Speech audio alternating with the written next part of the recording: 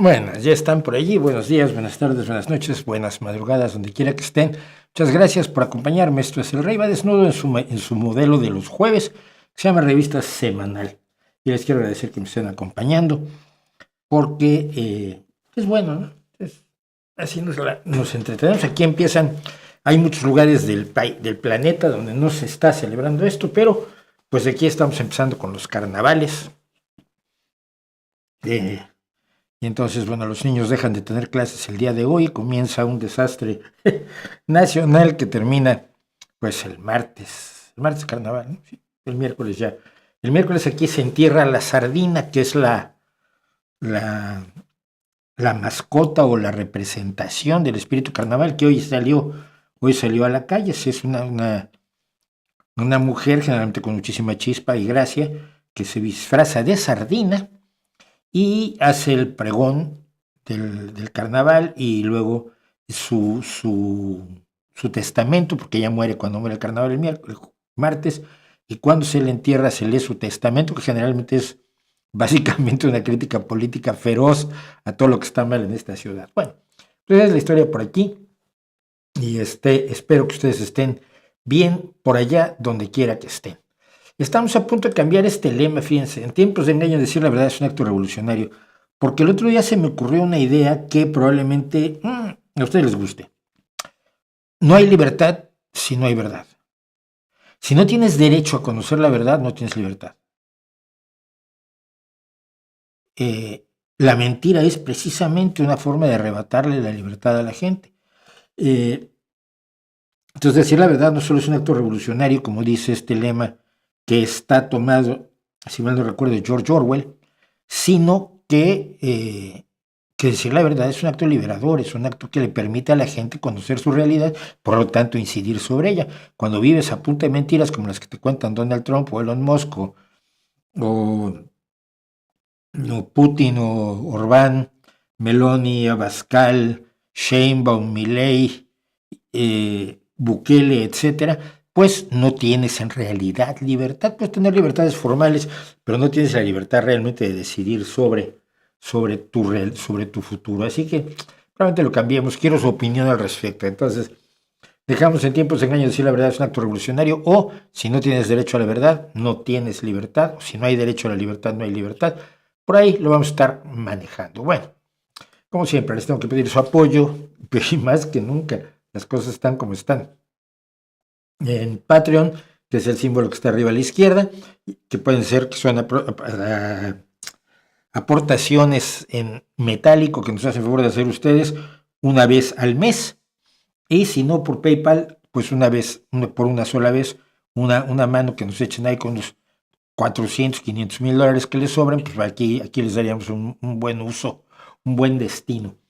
Y si no, pues en Coffee, que también ahí estamos recibiendo, creo que ya tengo 8 euros en Coffee, con lo cual, bueno, pues puedo comprarme 2 cafés, no, 4 cafés, 3 cafés, 3 cafés. Bueno, el caso es que necesitamos el apoyo. En la descripción del video están los enlaces a todas estas formas de echarnos una mano y de ayudar a que el canal siga, porque si no apoyan, parto de la base que no quiere que siga el canal, ¿no? En cuyo caso, bueno, el día que ustedes quieran, lo cancelamos y se acabó. El video de ayer, bueno, no preparé, no me dio tiempo de preparar ni cosas que sabemos, que lo voy a hacer ahora sobre la marcha, ni me dio tiempo de sacar la imagen del video de hoy, que la hice mientras estaba la cuenta atrás. Entonces, pues este es el video de la semana pasada, pero el de esta semana, pues es este. ¿Qué tan rica es la Iglesia Católica? Y rica no me refiero a qué tan sabrosa sea, sino a cuáles son sus niveles de opulencia económica, que son, como vimos en el video, enormes. Creo que es muy importante, y muchos me dijeron, bueno, pero es que hay protestantes que tienen mucho dinero ya, pero ellos tienen la teoría de la abundancia. Ellos no hacen la iglesia de los pobres. Los predicadores estos que le piden dinero a la gente y luego andan unos cochazos y tienen unas mansiones de lujo en Florida y cosas así, son vecinos de Donald Trump, ninguno de ellos anda diciendo que está haciendo labor por los pobres, ni que es la iglesia de los pobres, ni mucho menos. Descaradamente son depredadores, ¿no? Y lo dicen. Entonces, creo que de todos modos las dimensiones de la fortuna de la Iglesia Católica y el poder que esa fortuna le da, pues tienen que ser tenidas en cuenta. Hay gente que se enoja mucho con, ay, ¿por qué no dijiste nada de los musulmanes? Porque no es el tema. Uno se enojó mucho conmigo porque le preguntó, ¿por qué no trataste este otro y este otro tema y estos otros ricos? Digo, es que no hay comentario más idiota en lo que sea, en YouTube, en blogs, en mi Substack, que ahora tengo Substack, por cierto. A ver si lo anunciamos. No hay comentario más tonto de por qué no hablaste de otro tema que no es el tema que elegiste para hablar esta vez. Si esto, pues mira, es que tú eres tonto. Y entonces se ofendió. ¿Cómo te atreves a llamarme idiota? Y mira, hay una forma muy sencilla de evitarlo. Yo creo que es una forma sencillísima de evitar que te llamen idiota y es no diciendo idioteces, ¿no? Entonces, bueno, pues hay gente que se enoja mucho cuando digo las cosas así, pero, pero así es. Entonces les voy a poner aquí el enlace en varias ocasiones de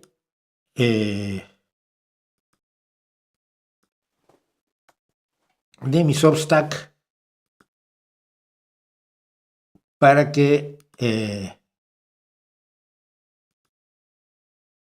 lo visiten ustedes y me digan qué les parece. ¿Qué les parece lo que estamos comentando? Les voy a contar ahora qué estamos haciendo en el Substack. El nocturno, fíjense qué original fui, o sea, realmente me batí aquí. Es el nocturnosubstack.com. Vamos a ponerle una sombra para que resalte un poco más. Y lo que hemos estado hablando, los últimos posts que he publicado son los siguientes. Destruir el consenso de las leyes, que lo leímos aquí en cierta medida. El guión papal, qué va a pasar, qué vamos a ver, qué va a ocurrir cuando el Papa muera, que no estoy diciendo que se esté muriendo, estoy diciendo que está maldito, y cuando está maldito, las especulaciones surgen de inmediato, ¿no? Se reúnen todos a orar por él, dices, es que suena casi como cuando a un entrenador de fútbol la directiva lo ratifica. No tenemos plena confianza en Pepe Pepones para seguir dirigiendo el equipo. Dices tú, no llega el viernes, pero no llega el viernes, ¿no? Y efectivamente, la mayoría de los casos, cuando la directiva ratifica al entrenador, el entrenador sale por la puerta en cosa de días y entra otro nuevo que trata de salvar al equipo. Esto lo vemos con frecuencia. Entonces, un poco me da la idea, pero no estoy diciendo ni deseando, mucho menos, que el Papa Paco se vaya. ¿Por qué? Porque en este guión papal, presidente del que estaba yo hablando, yo lo dije cuando apareció el Wojtyla, me han tocado un montón de papas, fíjense, me he comido, cuando yo era pequeñito estaba Juan 23, luego tocó Pablo VI, luego fue Juan Pablo I, luego fue Juan Pablo II, Juan Pablo I duró menos que un dulce a la puerta de un colegio. Luego Juan Pablo II, luego Benedicto y luego ahora el Papa Paco. Últimamente el guión siempre ha sido el mismo. El guión ha sido, este Papa es distinto, este Papa es buenísimo, este Papa es simpático, es agradable, no es nada, no está interesado en las riquezas, ni mucho menos, juega con los pobres y cree que las mujeres hasta tienen derechos. Ay, todo el mundo aplaude como focas y ya. Y dice que el capitalismo es malísimo, siempre. Juan Pablo II llegó diciendo que Juan Pablo I llegó diciendo que el capitalismo era malísimo. Pío XI, creo que ya había, o Pío IX, ya había hablado en contra de la riqueza, contra el capitalismo, ¿no? Y luego no hacen nada, todo es boquita. Entonces, como se repitió esto con Juan Pablo II, con Juan Pablo I, Juan Pablo II, y ahora con el Papa Paco, yo calculo que se va a repetir el ritual de decir que el Papa, está a favor de los homosexuales, pero no demasiado, está a favor de las mujeres, pero no tanto, está en contra del capitalismo, pero no demasiado, y por supuesto está a favor de la justicia, pero no de una manera que no moleste a nadie, ¿no? Y yo veo que eso es lo que va a pasar con el sucesor cuando llegue, esperemos que dentro de muchos años, del Papa Paco. Y entonces lo conté, y de paso cuento cómo se hace la elección del Papa, que a los que ya vieron la película Cónclave ya se habrán enterado más o menos de cómo es, porque ahí no la cuentan del todo, o cuál es el mecanismo burocrático mediante el cual los cardenales encerrados en el cónclave, quiere decir con llave, acaban decidiendo quién va a ser el papa. Fundamentalmente es una sucesión inacabable de intrigas políticas. Y mi último post, que fue el día 24, hace 3 días, publiqué algo sobre lo que yo creo que es los guerrilleros de sofá en el poder. Yo creo que buena parte de la izquierda mexicana que está incrustada en los gobiernos, que estaba incrustada en el gobierno de López Obrador y ahora que sigue, por supuesto, cobrando con Sheinbaum, es una izquierda que cree que está viviendo la revolución que iba a venir y nunca llegó, en la que empezaron a creer con la revolución cubana. Entonces estos se han estado esperando que llegue la revolución y claro, ya pintan canas como yo, ¿no? Y son gente como yo, o mayor que yo, o un poco más joven que yo, no demasiado, pero que han estado soñando con la bandera roja y el proletariado subiendo a la cumbre de la sociedad y himnos y banderas rojas y fusiles grandotes cromados, así como muy fálicos, ¿no? Y como la revolución nunca llegó a México, ahora yo creo que se convencieron de que López Obrador era la revolución y lo que se han convertido son unos burócratas corruptos igual que el PRI. Esas personas con las que yo estuve, yo estuve en las calles con ellos, yo escribía en los periódicos con ellos en contra de las barbaridades del PRI, yo estuve en organizaciones de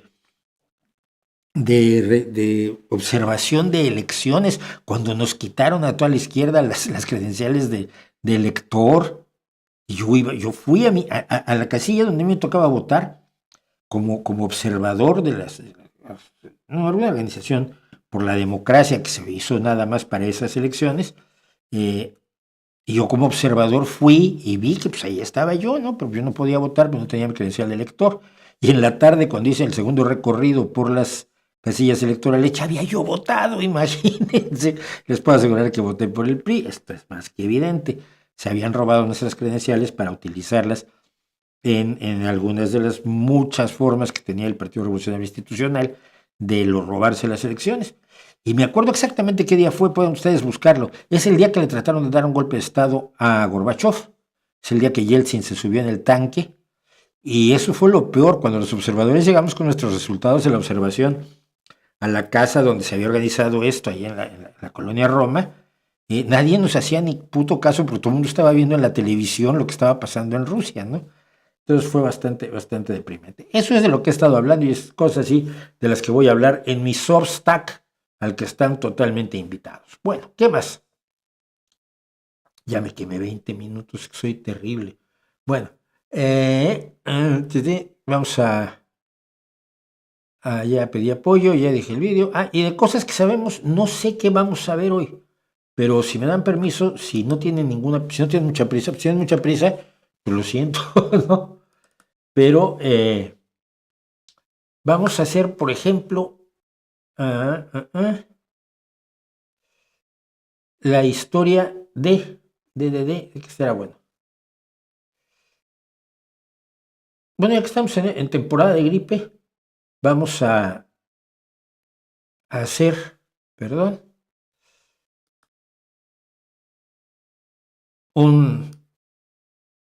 el vídeo sobre las epidemias de gripe, que han sido muchísimas, no crean que solo fue la de 1918, que no fue española, por cierto.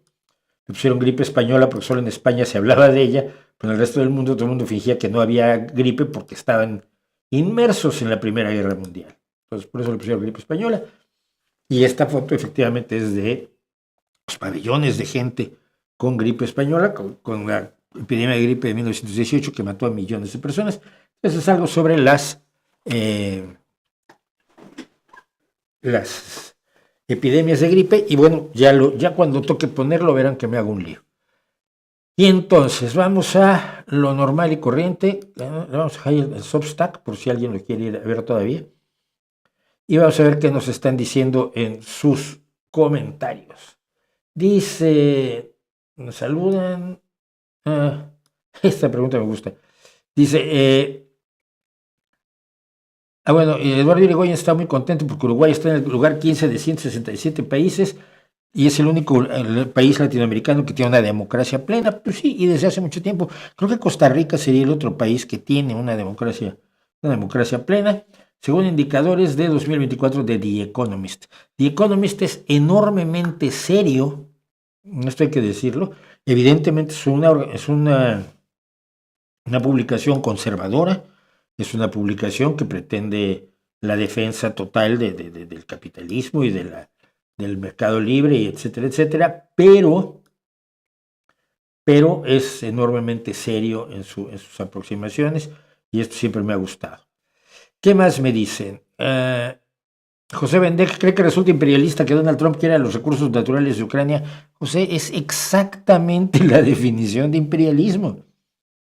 El imperialismo de Trump, que quiere los recursos naturales de Ucrania, y el imperialismo de Putin, que quiere los recursos naturales de Ucrania, más el territorio de Ucrania, más a los ucranianos que quieran ser rusos. A los que no quieran ser rusos serían aniquilados. Lo han dicho, que ellos podrían matar a 5 millones de personas sin más problema. Así no llegan a los 6 millones y no se parecen a los nazis. Pero bueno. Muy interesantes las bitácoras sobre Donald Trump. Se agradece mucho que nos mantengas informados. Mira, la bitácora Trump que estoy haciendo estos días, no sé cuánto tiempo, ni si la voy a poder seguir haciendo, estoy haciendo desde mi casa y con el teléfono, pero la bitácora Trump tiene un objetivo. El imbécil de Steve Bannon dijo que el truco para mantener quietos a los medios era dejar de no darles tiempo a reaccionar. Como decía él, los medios solo se pueden concentrar en una cosa a la vez, lo cual no es cierto. Pero entonces si sueltas 3 cosas o 4 al día, ya los derrotaste y los sacas de equilibrio. Entonces estoy demostrando que un solo tipo, que no es absolutamente nadie, en un rinconcito de una ciudad pequeñísima, de una potencia de segunda línea, sin duda alguna, que es España, puede seguir cotidianamente las 3 o 4 barbaridades con las que están saliendo el presidente Musk y su lamepatas, el señor Donald Trump. Si no han visto el vídeo, se los recomiendo mucho, el vídeo de Trump lamiéndole las patas a un Elon Musk que tiene además 2 patas izquierdas. No sé por qué, bueno, porque es inteligencia artificial. ¿Usted cree que esté justificado que un país subdesarrollado use energías fósiles, ya que son las más baratas y accesibles? A ver, justificado siempre lo está. No, pero no son las más baratas y accesibles. Lo que pasa es que también hemos acabado con fuentes o vuelto inaceptables fuentes energéticas que son necesarias y útiles para resolver nuestros problemas y nuestras necesidades. Entonces, por ejemplo, se dejaron de construir hidroeléctricas porque, bueno, es que pobrecito, pobrecitos ríos y el medio ambiente. Y sí, tienen razón, pero primero yo diría que es la gente y luego ya otra cosa. Entonces, pues yo creo que, pues, claro que pueden utilizarlas, pero yo creo que es preferible que busquen hidroeléctricas y nucleares, ¿no? ¿Qué más me dicen? No se les olvide dejar su like. Gracias, Marian Gracia, que siempre se los recomiendas. Las iniciales del rey va desnudo son el anagrama de verdad. ¿Coincidencia? Pues no son porque le falta una A y una D. Es verde. Si tuviera una E sería verde. Por ejemplo, el rey va desnudo extemporáneo sería verde. Bueno, pero entiendo el chiste de Andrés Rodríguez, gracias. Busqué en tu canal videos que hablan sobre Nietzsche, pero no pude localizar ninguno. No, ¿por qué? ¿Para qué? Hay un porrón de filósofos. No lo voy a dedicar nunca le he dedicado un video. Se les ha dedicado videos a filósofos políticos porque hacen un daño especial, ¿no? Como Marx o como Heidegger o como Alexander Dugin, el filósofo de Putin, el filósofo imperialista, que el otro día dijo, para alternativa, a los alemanes les mandó un mensaje por Twitter, que decía: voten por AfD o los invadiremos y nos repartiremos Alemania otra vez entre nosotros y Estados Unidos. Pues el tipo está como una maniega, sin duda alguna, está más loco que una manada de cabras montesas adictas al ácido lisérgico. Pero no, Nietzsche, ¿para qué? Un señor que era sifilítico, se deprimía y escribía cosas que se le iban ocurriendo. A mí no me parecían interesantes las cosas que le ocurrieron a Nietzsche. La verdad. La reunión del Ku Klux Klan me da... estaba con Verástegui. No, me parecen irrelevantes. Pasó desapercibidas las declaraciones de Mel Gibson recomendando desparasitarios, no desparasitadores, de uso veterinario para curar el cáncer, que puede motivar a difundir semejante delirio, que lo cree. Lo cree sinceramente porque él cree que las conspiraciones son reales y la realidad es falsa. Y esta gente lo cree con una absoluta seriedad y convicción, ese tipo de cosas. Y lo peor del asunto es lo siguiente. No están dispuestos a debatirlo contigo, lo hablan con sus amiguetes, con Joe Rogan o con Tucker Carlson y este tipo de gente, porque no tienen bases para sus creencias, solo que les gustan. Les gusta creer que tienen un conocimiento superior al que tiene la mayoría de la gente y sobre todo de los expertos caen muy, muy mal. ¿Qué piensas de las políticas de ella en las películas de ficción de Disney? No sé qué políticas de ella hay en las películas de ficción de Disney. Mira, tú te estás equivocando, como tanta gente, pensando que Disney está respondiendo a una tendencia de carácter político surgida del posmodernismo, de la teoría queer y demás, que no tiene nada que ver. No. Disney es una empresa, verás, que es una empresa capitalista y que se dedica a ganar dinero. Que no nos oigan. Pero Disney lo que quiere es ganar dinero. Es lo único que les interesa, como a toda empresa. Lo principal, al menos para toda empresa, es ganar dinero. Bueno, entonces, Disney ve que hay una situación social allá afuera y dice, bueno, ¿qué tal que esto es negocio? Vamos a hacer unas pelis que creo que van dirigidas a este movimiento, a esta sensibilidad que hay en el ambiente en Estados Unidos, porque la mayor parte de su dinero lo ganan en Estados Unidos. Disney no está pensando en ti, ni en el mercado de Pakistán. No. Entonces, es una onda que pasa en Estados Unidos, pues vamos a hacer pelis en esta onda a ver si vendemos muchas entradas o muchas horas en las plataformas de streaming. Si les funciona, siguen. Si no les funciona, no siguen. Tratan de hacer buenas películas, pero a veces las hacen muy malas. ¿Por qué fracasa Ghostbusters hecho con chicas? Porque eran chicas, te viene a decir Verástegui y toda esta banda de imbéciles. No, es una película malísima. Si la película es mala, aunque tenga chicas, y aunque tenga gente de color, y aunque tenga gente mexicana, indostanos, chinos, japoneses, gente alta, baja, delgada, gorda, heterosexuales, bisexuales, multisexuales, transexuales, polisexuales, asexuales y no sé qué sexuales, si la peli es mala va a fracasar. Y si no, no va a fracasar. Y Disney estará muy feliz, no porque se hayan cumplido las ideologías woke, sino porque le entra dinero a la caja. A ver si entendemos esto. Toda empresa sigue los acontecimientos de la sociedad en la que se encuentra para tratar de generar productos que se vendan. No, de pronto están creyendo que Disney es la punta de lanza de una ideología en favor de la igualdad. No, hombre, no. Ahora, confundir lo woke con el DEI ya a mí me parece el colmo del triunfo ideológico y cultural de Donald Trump. Diversidad, equidad e inclusión quiere decir que debes tener en cuenta solo lo que hace la gente y no lo que es. No puedes ni debes contratar a alguien solo porque es blanco, aunque tenga menos talentos que una persona que es negra, o a un heterosexual contratarlo cuando tiene menos talento que una persona que es homosexual, polisexual, etcétera, etcétera, o trans. Sino que las políticas de diversidad, equidad e inclusión, en su origen, en su idea básica, significan que la gente tiene que ser valorada de acuerdo a sus méritos y no de acuerdo a lo superficial. Que ha habido excesos donde lo superficial se vuelve importante, sí, y esos hay que combatirlos.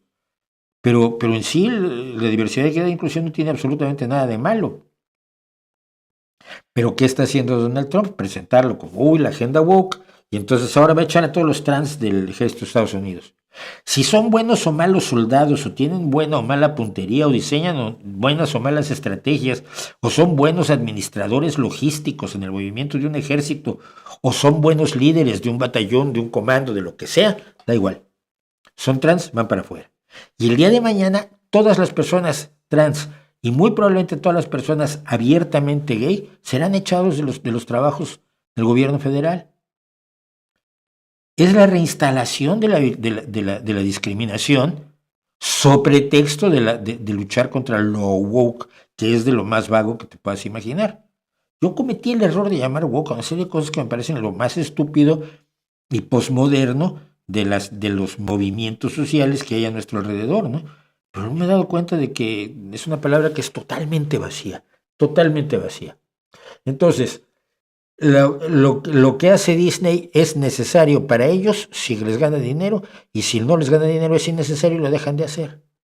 Pero no tiene nada que ver con ideologías y con agendas y con todas estas conspiranoias que se inventan Donald Trump y su banda.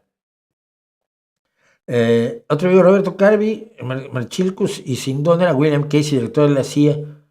Bueno, sí, es que, a ver, por ejemplo, no mencioné a Sindona, que está considerado el culpable, probablemente el banquero de la mafia. No puedes agotar todo. Yo simplemente usé el caso del Banco Ambrosiano como un ejemplo de los desastres financieros que no ha habido. Luego hubo en el 2002 otro desmadre con el Banco Ambrosiano. Es solo un ejemplo. ¿Has sabido del caso del Washington Post con Besos, básicamente obligando a los periodistas a apoyar a los libertarios y empresarios y no hablar mal de estos? Sí lo vi. Vi el memorándum que mandó Jeff Bezos, me parece una vergüenza absoluta.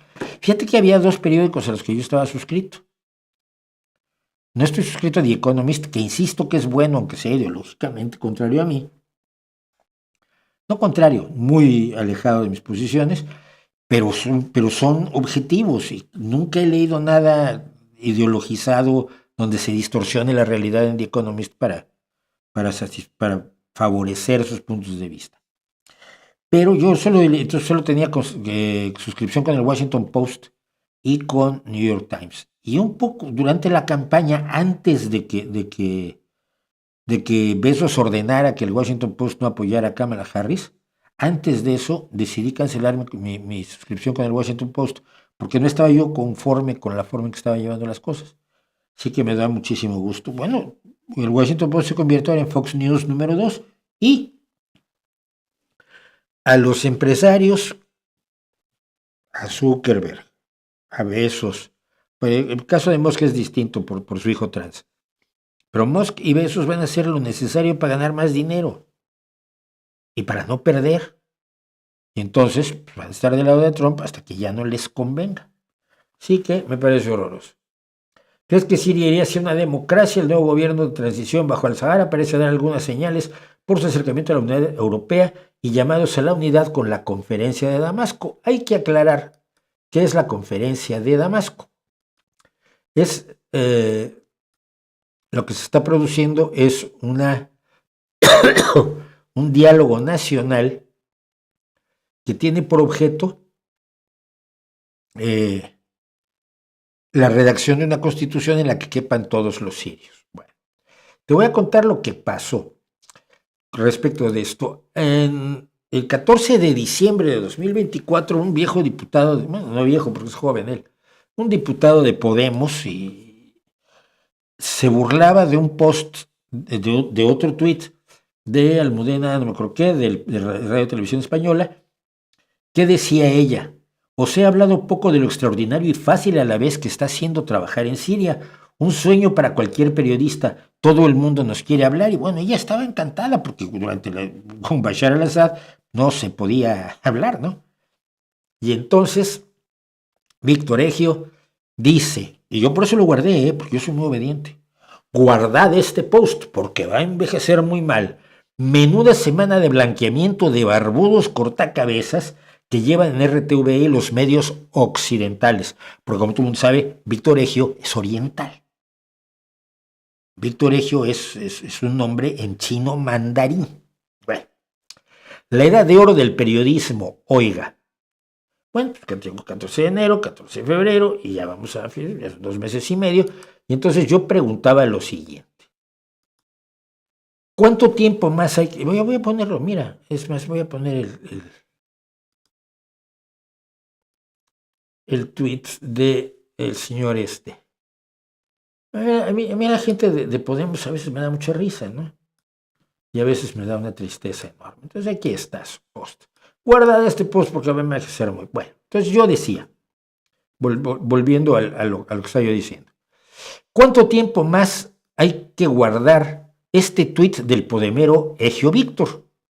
No olvide usted que el dogma oficial de Podemos es que Siria era una democracia luminosa, apoyada por los ángeles rusos de Wagner, simplemente porque Putin es un humanista y que estos barbudos cortacabezas, poco le faltó para el racismo redneck ese de cabezas de toalla y formas así de referirse a las personas que utilizan turbantes, para que estos barbudos cortacabezas anti el Assad iban a empezar a cortar cabezas, implantar la Sharia, ponerle velo a sus mujeres, colgar gays y establecer una teocracia horrible. Todo lo cual no le parece mal a Podemos si lo hace Irán. Ya sabe, usted sabe, el Islam revolucionario y las otras camamas del señor Verstringe, el señor que fue de nazi a comunista extremo sin dejar de ser nazi nunca. Al mismo tiempo, decía yo, Canal Red ha dejado de informar sobre Siria y, por ejemplo, sus espectadores no saben nada de las reuniones del Diálogo Nacional dirigidas a la redacción de una constitución donde quepan todos los sirios, con, dicen en la convocatoria, justicia, libertad e igualdad. Todo eso que por supuesto no existe en la Rusia a la que tanto quieren y llaman en Podemos. He dicho que esto es aparte de lo que ahora leo el último párrafo que le dije, pero llevo mucho tiempo diciendo que Canal Red miente ocultando. Te cuenta la información que le conviene, pero no te cuenta la información que no le conviene. Cuando cayó Siria, por lo menos que dijeron es que iba a haber una escabechina de gente porque había llegado el Daesh, el ISIS, pero los malos de ISIS, no, los más malos de ISIS habían llegado y aquello iba a ser, bueno, una situación de terror en Damasco, que no se ha producido. Y como no se ha producido, no han dicho nada. Pero no han dicho nada. Eso es una forma de mentir. Y así es como miente ese medio de comunicación. Y yo digo, al mismo tiempo, la prensa no ha tenido problema todavía en cubrir cuanto ocurre en Siria, desde que el dictador se fue a Moscú con todo el oro que pudo. Así que repito, ¿cuánto tiempo más hay que guardar este tuit para que el tuit de Radio Televisión Española envejezca mal? Si alguien conoce a Víctor Egio, pues quizás le puede preguntar ¿de qué se ríe, señor ministro, o de qué va esto? ¿Cuándo estará lo suficientemente mal envejecido ese tuit de que en Siria, pues no, los barbudos no están cortando cabezas? Es que oírlos a veces, es como ir a Otegi, ¿no?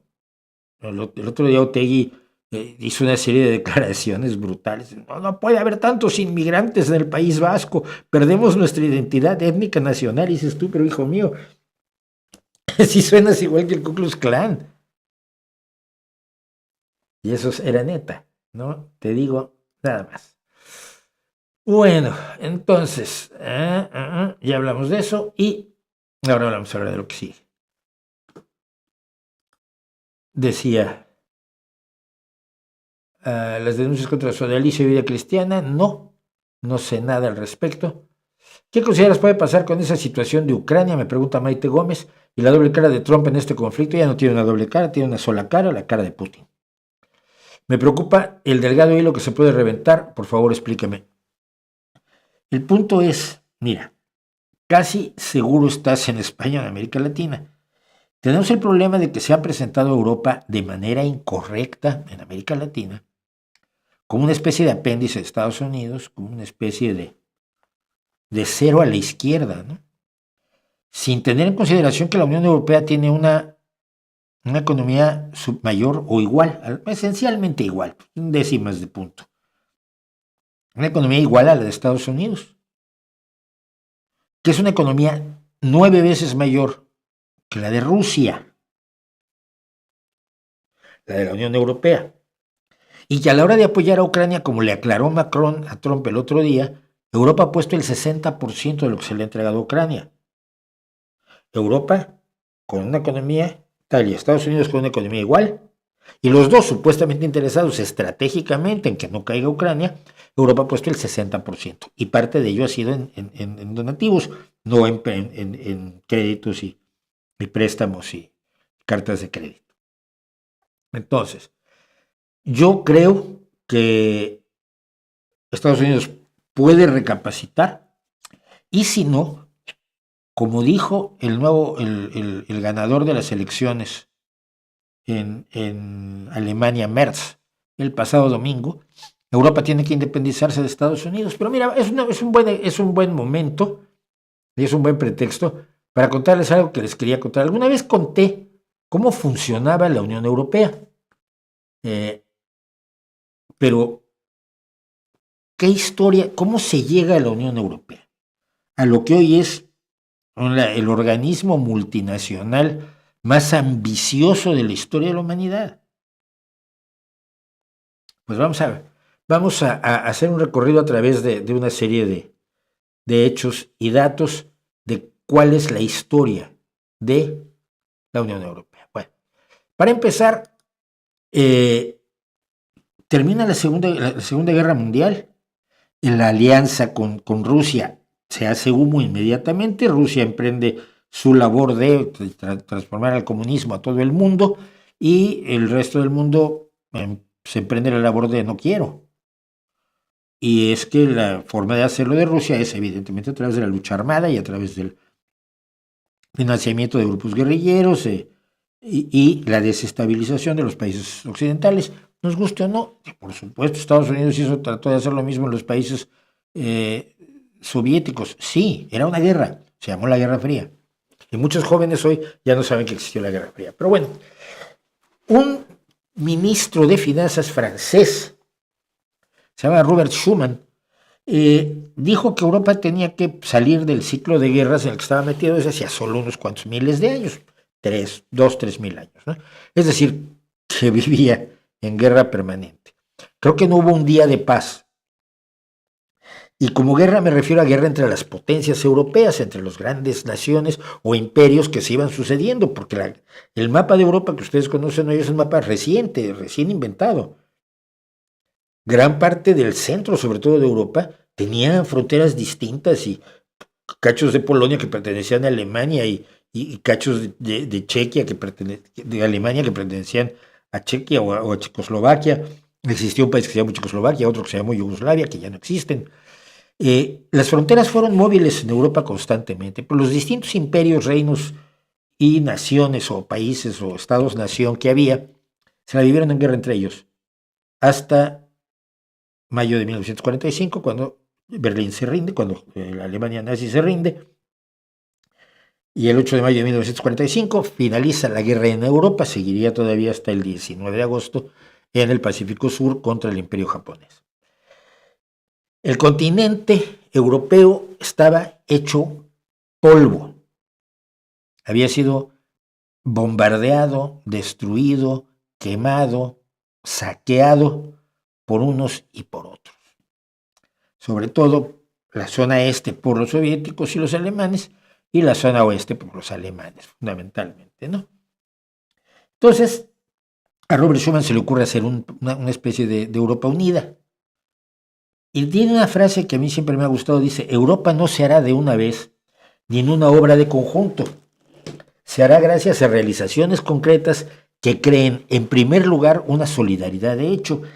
Es ese sentimiento de europeísmo que creo que todavía falta en Europa, pero que se puede generar muy rápidamente con las circunstancias que estamos viviendo en la actualidad. Bien, como con Rusia lo que había era una guerra, el 4 de abril de 1949 se crea la OTAN y el 5 de mayo se crea el Consejo de Europa, que es, el Consejo de Europa es un consejo en el que están los mandatarios de los principales países europeos, y ese consejo crea el Convenio Europeo de Derechos Humanos, que entra en vigor el 3 de septiembre de 1953. Los derechos humanos son un invento, un rescate de los derechos de la Ilustración, de la Revolución Francesa, que se concreta en 1948 apenas. Los artículos de la Carta, de la Declaración Universal de los Derechos Humanos. Y el Convenio Europeo de Derechos Humanos entró en vigor 5 años después. El 9 de mayo de 1950, que por eso es el Día de Europa, Schuman propuso integrar las industrias del carbón y el acero. El 18 de abril de 1951 se firmó un tratado para gestionar en común las industrias del carbón y el acero. Una vez que tienes eso, ningún país puede producir armas de guerra para volverse en contra de los demás, que es lo que había pasado incesantemente en el pasado. 1952, un año después, se crea la Comunidad Europea del Carbón y del Acero. Esto es lo menos épico que te puedas imaginar. La lucha por crear la libertad de Europa. No, unos convenios comerciales y una idea de cómo haríamos, si hacemos negocios juntos es más difícil que nos peleemos, ¿no? Nos hagamos la guerra. El 25 de marzo de 1957, voy a poner esto, que es el resumen es tremendamente poco resumido. Son los tratados de Roma que establecen una mayor cooperación económica y crean lo que fue en el momento de la Comunidad Económica Europea, la CEE, que finalmente empezó a funcionar el 1 de enero de 1958. El 19 de marzo del 58 nace el Parlamento Europeo. Fíjense lo joven que es la idea de una Europa unida, la idea de un Parlamento Europeo. El 3 de mayo de 1960 se crea la Asociación Europea de Libre Comercio y en 1962 Europa asume por primera vez una política agraria común, es decir, vamos a ponernos de acuerdo en qué plantamos y cómo comerciamos para no competir innecesariamente con nosotros o con nosotros mismos o para no tener abasto de ciertos productos agrícolas que necesitamos todos. Y así, en 62 empieza la política agrícola común. En 1968 empieza la Unión Aduanera, donde los 6 países entonces miembros de la Comunidad Económica Europea eliminan los derechos de aduana sobre los productos que importan entre ellos 6. Es la apertura de fronteras, es el libre comercio, pero mucho más controlado del que te vende Estados Unidos. En 1975 se crea un Fondo Europeo de Desarrollo Regional para eliminar disparidades. ¿Qué es lo que pasa? Si tú querías que España entrara a la Unión Europea, tú tenías un país pobre, con una dictadura horrorosa, que había mantenido a España en la miseria, en el miedo, en la ignorancia, en la falta de oportunidades, en la falta de educación y en la opresión y represión que implica el que el arte, la cultura y demás estuvieran supeditados a las ideas fascistas de un militarote de baja estatura. Pero Europa dijo, si vamos a crecer necesitamos desarrollar a los países que puedan entrar a la Unión Europea. Necesitamos tener un desarrollo equiparable, ¿no? Y ese fondo de desarrollo es el fondo que se ha utilizado para financiar a muchísimos países con fondos europeos que siguen utilizándose hoy en día para crear en España lo que fue una clase media que no existía cuando Franco nos hizo el favor de hacer lo único bueno que hizo en su vida, que fue morirse, en 1978. Pero Europa estaba ya con la idea de hacer pues este Fondo de Desarrollo Regional. En febrero de 1968 se unifican las normativas sobre productos. Tienes un mercado, pero yo creo, los ratones yo los fabrico con tales especificaciones, pero tú tienes otros requisitos para probar los ratones. Tenemos un problema. Por más que haya libertad de mercado, tus normas van a impedir que yo venda mi ratón allá y mis normas van a impedir que tú vendas tu ratón aquí. Entonces, a partir del 86 se unifican las normativas sobre productos. En 92 se firma el Tratado de la Unión Europea en Maastricht, en los Países Bajos, pero se llama el Tratado de Maastricht, donde se establecen las normas para la moneda, la política exterior y de seguridad y una cooperación más estrecha en justicia y asuntos del interior. Y allí nace la Unión Europea. Es decir, la Unión Europea tiene 32 años de existencia, 33 años de existencia. Como país es de una juventud, pero vamos, es un bebé. 1 de enero del 94 se crea el Espacio Económico Europeo. Hay un montón de distintos tratados y organizaciones europeas en los que participan unos, pero no participan otros, y así está funcionando el asunto. Ojalá y al final todos acaben participando de todos. Por ejemplo, en 1995 se establece la circulación en fronteras en 7 países. Es el Acuerdo de Schengen.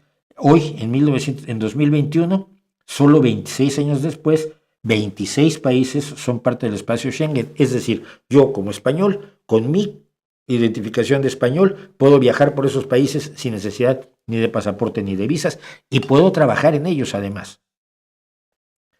En 1997 se firma el Tratado de Ámsterdam, que establece planes para reformar las instituciones de la Unión Europea, dedicar más recursos y tratar de ser un poco menos burocráticos, porque la Unión Europea sí es tremendamente burocrática. El 1 de enero del 99 se crea el euro y el 1 de enero de 2002 empezó a circular el euro, las monedas y billetes de euro que sustituyeron las monedas de todos los países que hasta ese momento tenían, pero habían decidido entrar al euro, entre ellos España. A mí me toca, ya viviendo en España, el cambio de las pesetas al euro. Yo llevaba 3 años en España para entonces. Y hoy la Unión Europea tiene 27 países, que son estos. Es una historia reducidísima. Es decir, lo que ha logrado la Unión Europea en muy poco tiempo es asombroso. Por supuesto que tiene deficiencias y tiene problemas y tiene una burocracia a veces agobiante y comete errores y todo lo que ustedes quieran. Pero fíjense cómo a la Unión Europea no le perdonan a los errores que le perdonan, por ejemplo, cuando a Elon Musk le perdonan errores peores, ¿no? Como explicaba él ayer en el gabinete de Donald Trump. Bueno, es que, por ejemplo, cancelamos el trabajo de prevención del ébola. Ay, nos dimos cuenta y lo devolvimos. No, mira, es que si alguien de la izquierda dice es que por error cancelamos durante un ratito, durante unos días, los esfuerzos para el control del ébola, lo sacan a patadas. Pero a Elon Musk se le permite todo y a Donald Trump se le permite todo. Y a Europa no. Pero la moneda europea es fuerte, la economía europea es fuerte. La idea de unidad se está fortaleciendo conforme Estados Unidos deja de ser un aliado estratégico, se empieza a convertir en un adversario, en un enemigo. ¿Qué va a pasar? Según me preguntaban. Primero que nada, para Europa se juega su futuro en Ucrania, esto ya lo dije y voy a insistir en ello, y entonces Europa no puede dejar que Ucrania caiga. Y Europa no va a dejar que Ucrania caiga. Y precisamente el pasado lunes, que fue el tercer aniversario de la brutal invasión de Putin contra Ucrania, se comprometieron miles de millones adicionales para apoyar la lucha de los ucranianos, que están siendo absolutamente heroicos. Pero no son heroicos porque sean heroicos, porque les guste la onda épica, no. Son heroicos porque lo que están defendiendo es lo suyo. Si alguien se mete a tu casa a matar a tus hijos, vas a actuar lo más heroicamente que puedas y te vas a jugar la vida. Y es lo que está haciendo Ucrania. No está defendiendo a Estados Unidos, ni a la OTAN, ni a la Unión Europea, ni a nadie. Está defendiendo lo suyo, su casa, su país, sus instituciones, sus ciudades, sus cines, sus tiendas de ropa, sus tiendas de helados, los parques de sus hijos, las escuelas de sus hijos. Eso es lo que defienden los ucranianos que están en el frente de batalla hoy en día. Y que haya gente que los desprecia, además me parece una vergüenza. Creo que Europa tiene que salir adelante y creo sinceramente que tiene con qué. Seguimos. Ustedes me decían, en Texas falleció un niño sin vacunar por sarampión, ya son 2. Esperemos que no sea un comienzo de una nueva era de insalubridad causada por la ignorancia y charlatanería. Sí, sí va a ser. Olvídalo. Mira, ayer precisamente en la reunión de gabinete de Trump, que yo vi un buen cacho, poco tiempo que tengo, a ver, que yo de todos modos trabajo y tengo familia y bla, pero vi a Robert Kennedy contestando que bueno, sí, lo estaban vigilando porque ya habían muerto 2 personas, le hablaban de uno, él decía que ya habían muerto 2, yo no lo sé, pero que lo estaban vigilando, pero que no había problema, que todos los años había un brote de sarampión en los Estados Unidos, falso, y que no, es normal. No moría nadie de sarampión en Estados Unidos desde 2015, entre otras cosas por el fortalecimiento de las campañas de vacunación. Pero como él no cree en la vacunación, y como Donald Trump ha decidido que incluso le va a retirar el financiamiento federal a las escuelas que le pidan a sus alumnos para poder asistir a clase el certificado de la vacunación de COVID, pues sí va a haber muertos. Y es terrible, y es aterrador, y es angustiante, y es increíble que se le pase todo esto a Trump y a Musk y a Kennedy, Pero así es, estamos viviendo una pesadilla, estamos viviendo en un mundo totalmente distinto del que teníamos el 20 de enero en la mañana. Y hay que asumirlo directamente. Uh,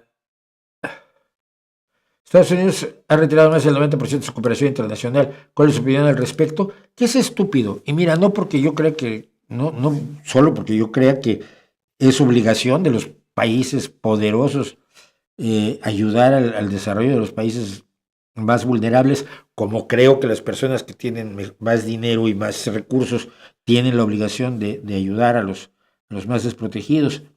Es que es estúpido. Mira, me voy a poner en la posición estadounidense únicamente, a ver si nos podemos entender. Estados Unidos tiene muchos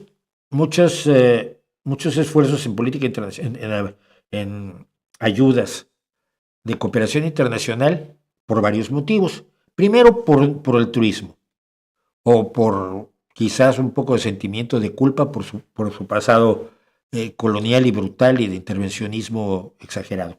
Europa apoya a África como una forma de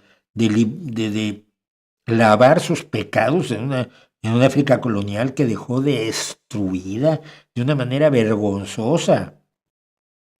Yo todavía, el que en Bruselas haya estatuas de Leopoldo II me parece una vergüenza. No debería haberlas. Leopoldo II es una de las bestias más asquerosas que ha producido la humanidad.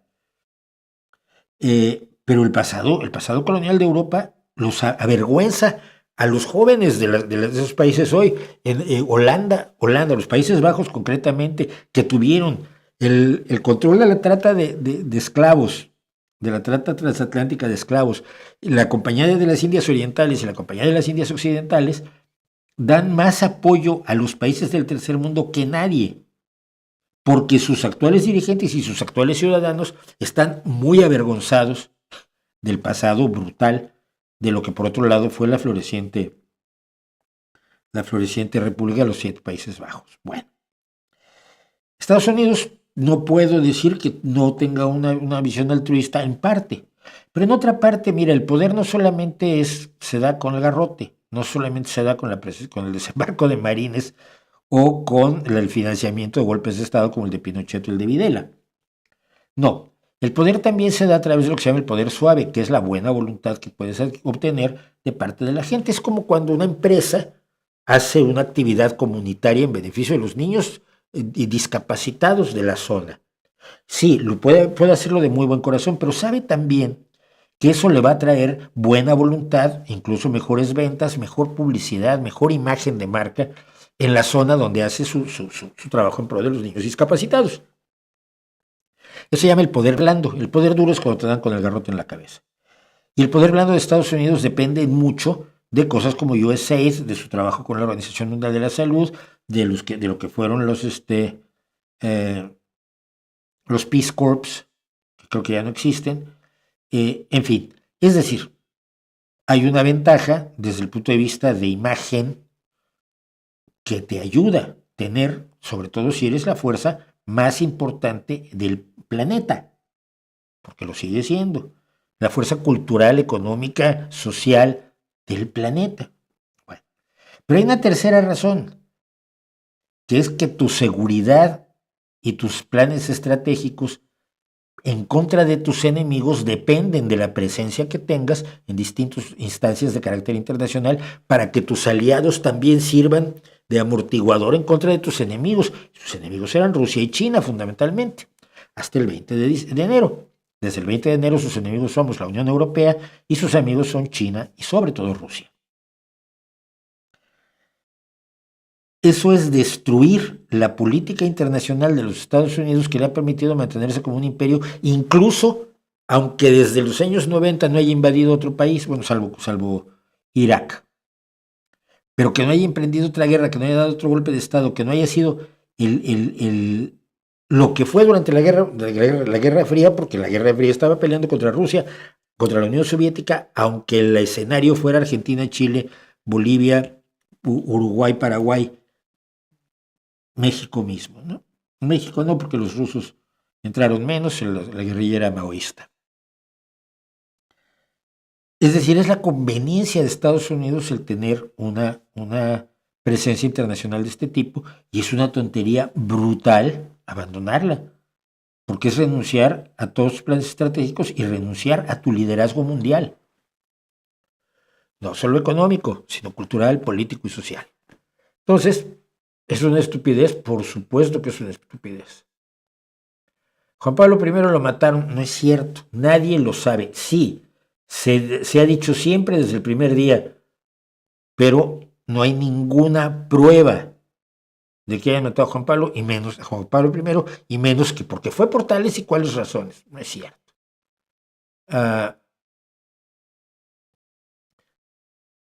¿No cree que hoy en día existe una percepción muy liviana sobre la guerra nuclear, como si se pudiese sobrevivir o vivir relativamente bien después de ella, cuando lo probable sería lo contrario? Problema, y es que no solo es una percepción muy liviana, sino es una percepción incompleta. Cuando tú piensas en la guerra nuclear, tú piensas en el intercambio de misiles intercontinentales estratégicos entre Estados Unidos y probablemente Alemania, Francia y el Reino Unido y la Unión Soviética o Rusia. Rusia que tiene todo el arsenal nuclear que antes tenía la Unión Soviética. Por ejemplo, todo el arsenal que estaba en Ucrania se lo pidió a Ucrania a cambio de respetar sus fronteras. Es el Tratado de Estambul. Bueno, Rusia nunca ha cumplido su palabra. Bueno, pero existen las armas nucleares tácticas, no estratégicas. Las armas nucleares tácticas son aquellas que tienen una capacidad limitada y que están creadas para usarse en el campo de batalla y que no acabarían con el mundo. Y todos los que todos los que hablan de la guerra nuclear piensan en una guerra nuclear final, decisiva, destructiva. Pero hay armas nucleares que se plantea usar, que Rusia se ha planteado usar, en las que se tendría la posibilidad de usarlas en el campo de batalla. Así que es aún peor.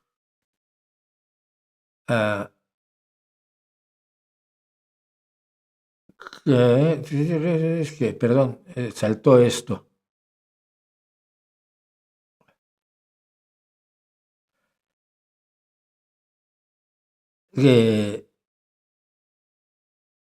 Perdón.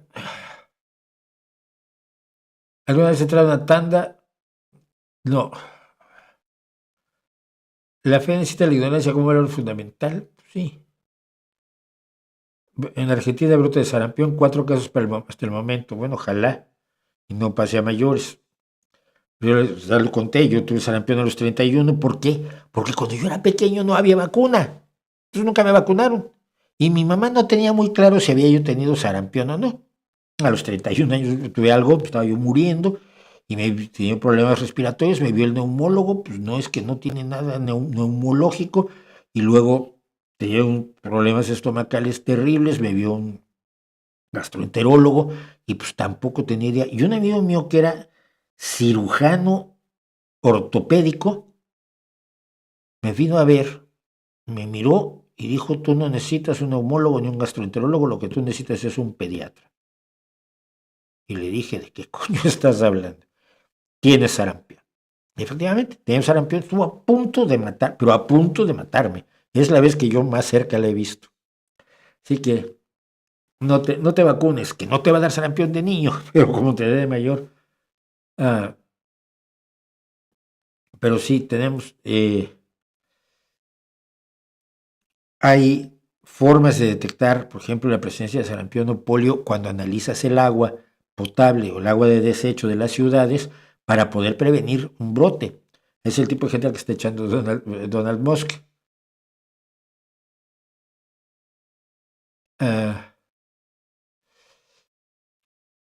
¿Ya vio el video con ella de la Ribera de Gaza que Trump puso en su Truth Social? Sí, las bailarinas de belly dance en la playa tienen barbas. Vamos a ver un momento, porque sí lo traje, porque la cuenta de la Casa Blanca, la cuenta oficial de la sede del gobierno de los Estados Unidos, del hombre más poderoso del mundo, no lo olvidemos, es un payaso, es un esperpento, pero es el hombre más poderoso del mundo y eso es aterrador. Y además está utilizando el poder de la presidencia de Estados Unidos de formas en las que a nadie se le había ocurrido limitarlas porque nadie pensó que nadie fuera a usarlo así. Y esto es lo que han aprovechado, no Donald Trump, que no es un hombre demasiado inteligente, es un hombre listo, sino los que están moviendo las cosas detrás, principalmente la Heritage Foundation, que es una organización, un think tank del ultraconservadurismo. Bueno, pero la cuenta oficial de la Casa Blanca ha estado haciendo publicaciones verdaderamente aterradoras. La semana pasada presentábamos una con un supuesto ASMR del sonido de las cadenas que se le ponen a los inmigrantes, a los que se repatria, a los que se deporta. Pero ayer publicó esto y vamos a verlo y luego lo vamos troceando.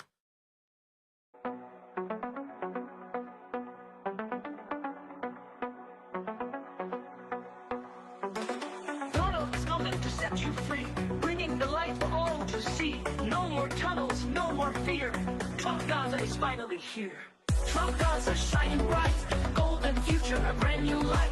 Feast and dance, the deal is done. Trump Gaza #1. Trump Gaza shining bright, golden future, a brand new light. Feast and dance, the deal is done. Trump Gaza #1. Es absolutamente repugnante, delirante, asqueroso. Lo mencioné ayer en la bitácora Trump, pero no lo quise presentar para que lo vieran hoy. Vas a deshacer. Primero que nada empieza con imágenes de la guerra de Gaza destruida. Todo está hecho por inteligencia artificial, incluso me parece que esto. Pero bueno, este niño que viene corriendo y esas personas van a entrar ahora a través de un túnel, como un túnel de Hamas. Ahí está el Empire State, si mal no recuerdo, ese es el Empire State. Lo que se ve allá al fondo es una de las edificaciones de la vela, creo que está en uno de los Emiratos Árabes Unidos, en Dubái, creo. En alguno de los países petroleros está esa edificación que ven ustedes ahí que tiene una forma de vela. Y está, bueno, una maravillosa playa con un yate en una zona de la playa, una zona del mar donde no debería estar porque va a encallar. Pero bueno, todo esto está hecho por inteligencia artificial, que como todo el mundo sabe no es inteligente. Tenemos estas hermosas cosas, ahí al fondo hay, que me parece un minarete, y estos niños van a encontrarse esta maravilla del turismo internacional con la rata Mosque comiendo no sé qué. Y sí, efectivamente las bailarinas tienen barba. Repito, esto no lo generó, no lo hizo la Casa Blanca. Cuidado. Solo lo retuiteó la Casa Blanca. No, falso. Esto sí creo que lo retuiteó la Casa Blanca, pero sobre todo, y esto lo tomé, lo descargué de la cuenta de Instagram de Donald Trump. Eso sí es un minarete. Ahí tenemos un globo con la cara de Trump en dorado, otra vez las escenas estas repetidas. Donald Trump con estas mujeres a las que desprecia y de las que ha hablado tan mal, como con la famosa cinta de Access, donde decía que a las mujeres las podía agarrar por la vulva, que no pasaba nada, porque cuando eres famoso puedes hacer lo que quieras con las mujeres. Y hay mujeres que votan por él, que yo chiflo, de verdad. Ahí la manosea un poco. Y luego tenemos pues a Elon Musk arrojando dinero sobre la gente y a niños felices porque están recibiendo pues lo que quieren los niños. Lo que quieren los niños es mucho dinero. Tenemos una imagen de Trump Gaza que me recuerda mucho a los casinos que hizo quebrar Trump. Luego tenemos a la rata Trump tragando otra vez. Por lo visto les gustó la idea. Una estatua de Donald Trump en oro. Otra estatua de Donald Trump en oro pero sentado. Más memorabilia o más merchandising turístico en oro de Donald Trump. Luego, por supuesto, Elon Musk con dinero. Y luego, Netanyahu y Donald Trump tirados en la playa y celebrando Trump Gaza. La cancioncita es verdaderamente lamentable. no es la estupidez. La estupidez es consustancial al ser humano. Siempre habrá uno más tonto. Generalmente acaban comentando en mi canal. Es la desvergüenza. Todo esto, toda la inmundicia que se nos está presentando a cargo de la ultraderecha, y no quiero decir que la ultraizquierda no tenga cosas inmundas, pero en este momento es irrelevante, es inexistente, es marginal, es absolutamente residual. Toda la inmundicia que nos está mostrando la ultraderecha es basura que ya estaba en sus cabezas antes. Pero les daba vergüenza. Habíamos logrado construir la sociedad de una manera tal que tuvieran que tragárselo. Y al tener ellos que tragárselo, nos daban la oportunidad de educar mejor a sus hijos, para que no fueran unos racistas asquerosos, para que no fueran unos misóginos golpeadores de mujeres, para que no fueran unos personajes que solamente les interesa el dinero, que es muy legítimo que nos interese. Hombre, a mí me interesa, por supuesto, y yo creo que a todos ustedes les interesa tener buenos ingresos económicos, así que no me estoy en contra de eso, pero estoy claro en que no es lo más importante en nuestras vidas, ni es lo único. Todas estas ideas estaban allí y nos burlábamos de ellas. Veíamos al Ku Klux Klan como un desperdicio ya menor, sobre todo después de los años 90, ¿no? Por supuesto, el nazismo no era algo que tuviera muchas esperanzas de regresar, y entonces lo retratábamos en musicals y luego películas como Cabaret, etcétera, etcétera, etcétera. Pero estaba allí. Lo que alarma es la desvergüenza con la que ahora lo presentan. Mira, esto es en lo que siempre creí y ahora es legítimo. Y ahora es legítimo creerlo. Y ahora es legítimo que yo me ponga frente a ustedes y les diga, toma. Eso quizás para mí es lo más alarmante.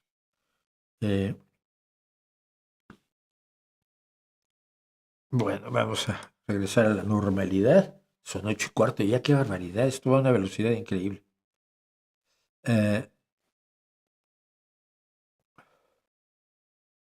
Y ahora es el triunfo de los conservadores en Alemania. No, porque no hay mucho que decir. Era obvio que iba a triunfar la CDU y es obvio que va a gobernar con el Partido Socialdemócrata, o sea que no pasa absolutamente nada.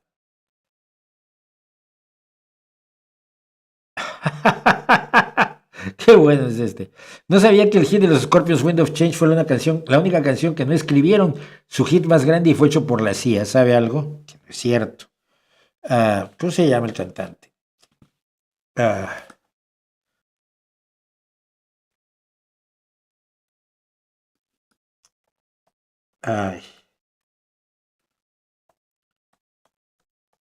Porque además ni siquiera se hizo para lo que la gente cree. O sea, para la caída del muro de Berlín. Solo se cantó allí. Klaus Meine, que es el cantante de Scorpions desde 1969, y a quien tuve la oportunidad de ver este verano, fue maravilloso el verano pasado, cuando hicieron la primera gira a Rusia, a la Unión Soviética, a Rusia, no, a la Unión Soviética todavía, y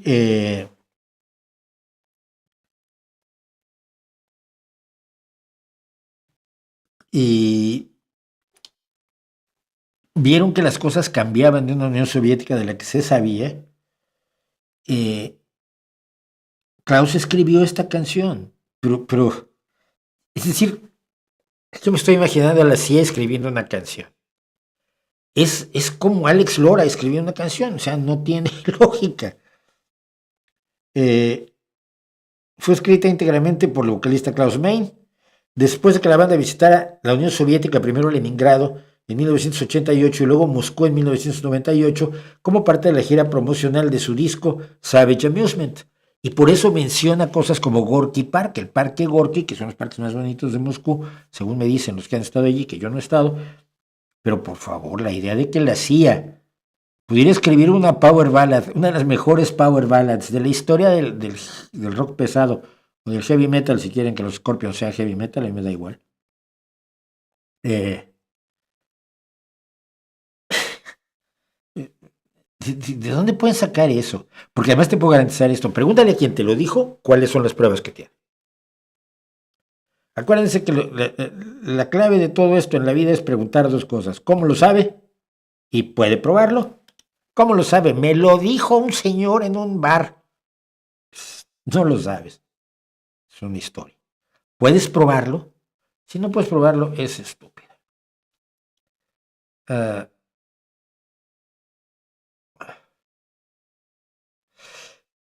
¿Cómo se afectaría el valor de cierto producto si lo pudiera producir sin coste alguno y sin materia prima? Sería ficción, claro, pensando como las cosas tienen su valor.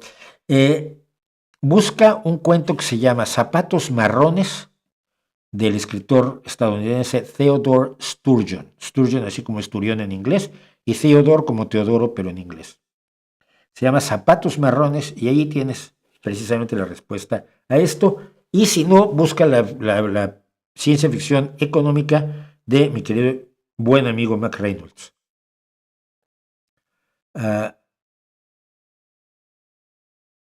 Nos recuerdo muy optimistas y entusiastas con la victoria de Scholz hace unos años, pero parece que no terminó muy bien. ¿Qué te pareció su administración? No conozco bien su administración, entonces no sé si actuó debidamente o no. Siempre es muy difícil ser socialdemócrata, ¿no? ¿A quién eres pro ganador en el debate de 1971 entre Michel Foucault y Noam Chomsky? A ninguno de los dos. Son un asco los dos. No me parece relevante lo que tenga que decir ninguno de los dos. No creo que se le deba dar ninguna importancia a lo que dice ninguno de los dos. Chomsky, ya sabemos que te va a decir que todo es culpa de Estados Unidos, como Donald Trump diciendo que todo es culpa del DEI, ¿sí? De la diversidad, equidad e inclusión. Bueno, pues Chomsky es Trump, pero diciéndote que la culpa de todo es de Estados Unidos. Oye, es que un niño en Burundi venía corriendo y se tropezó y se rompió una patita. Ah, es porque Estados Unidos es malísimo. Y te lo explica Chomsky.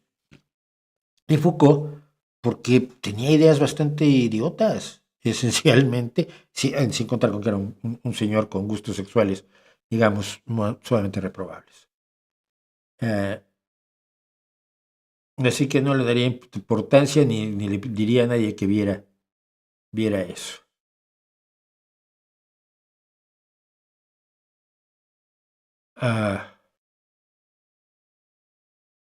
La ilustración oscura, no sé qué sea. Pero bueno, vamos a hacer otra cosita que tenía yo guardada para ustedes, yéndonos a otros espacios. Este es interesante, miren. Restos humanos en los museos.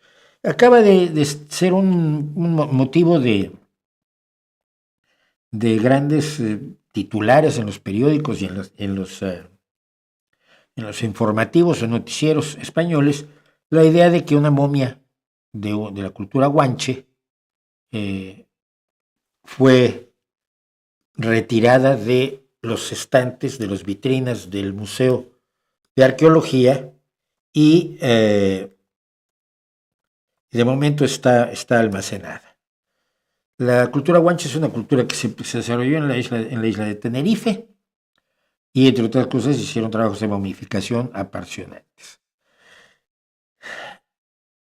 Yo ya había visto, recuerdo cuando, por ejemplo, Egipto le regaló una momia a México, y entonces en la primera sala del Museo Nacional de Antropología e Historia, que estaba precisamente dedicada a la historia del ser humano, para que te ubicaras en tiempo y espacio antes de entrar al mundo indígena americano, mesoamericano en este caso, porque el Museo de Antropología se dedica a la cultura mesoamericana.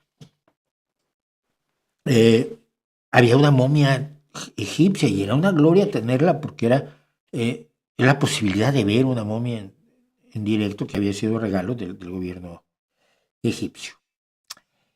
La última vez que estuve en el Museo Británico, amo el Museo Británico, lo siento, vi que las momias ya no estaban.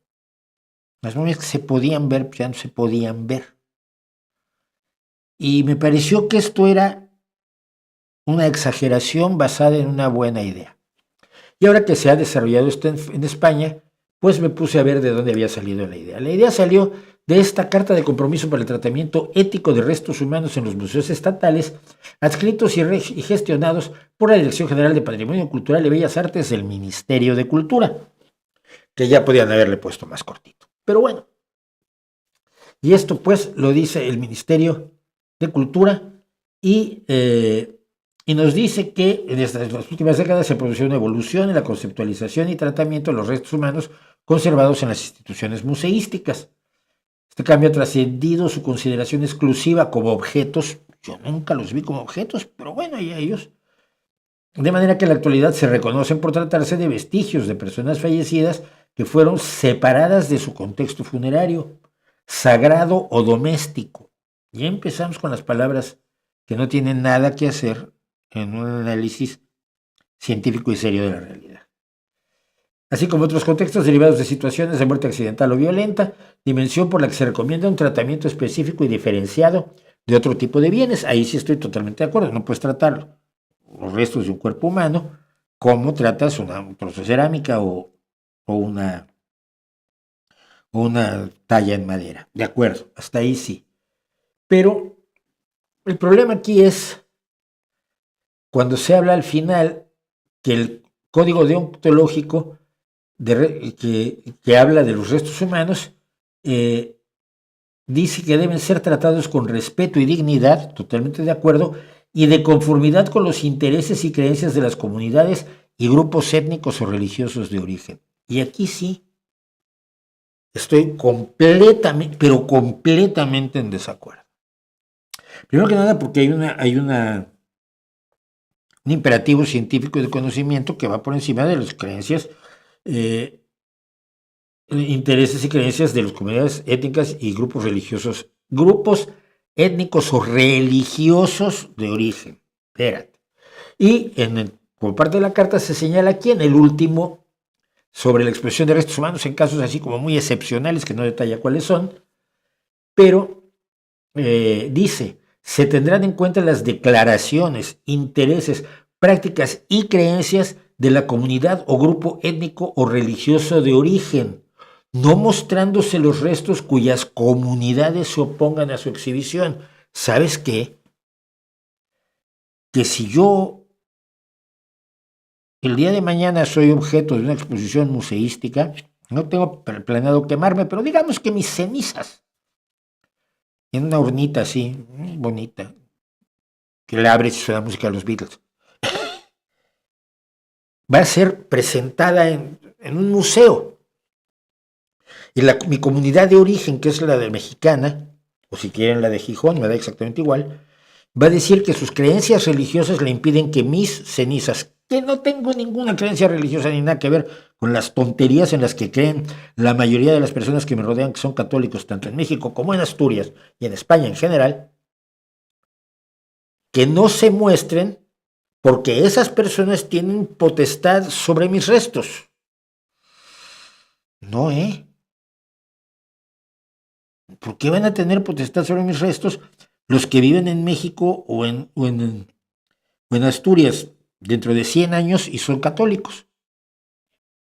Es como los cementerios indios, ¿no? De Estados Unidos. Dice, a ver, si hay que respetar, hay que ser sensibles y delicados, pero no hay que ser imbéciles.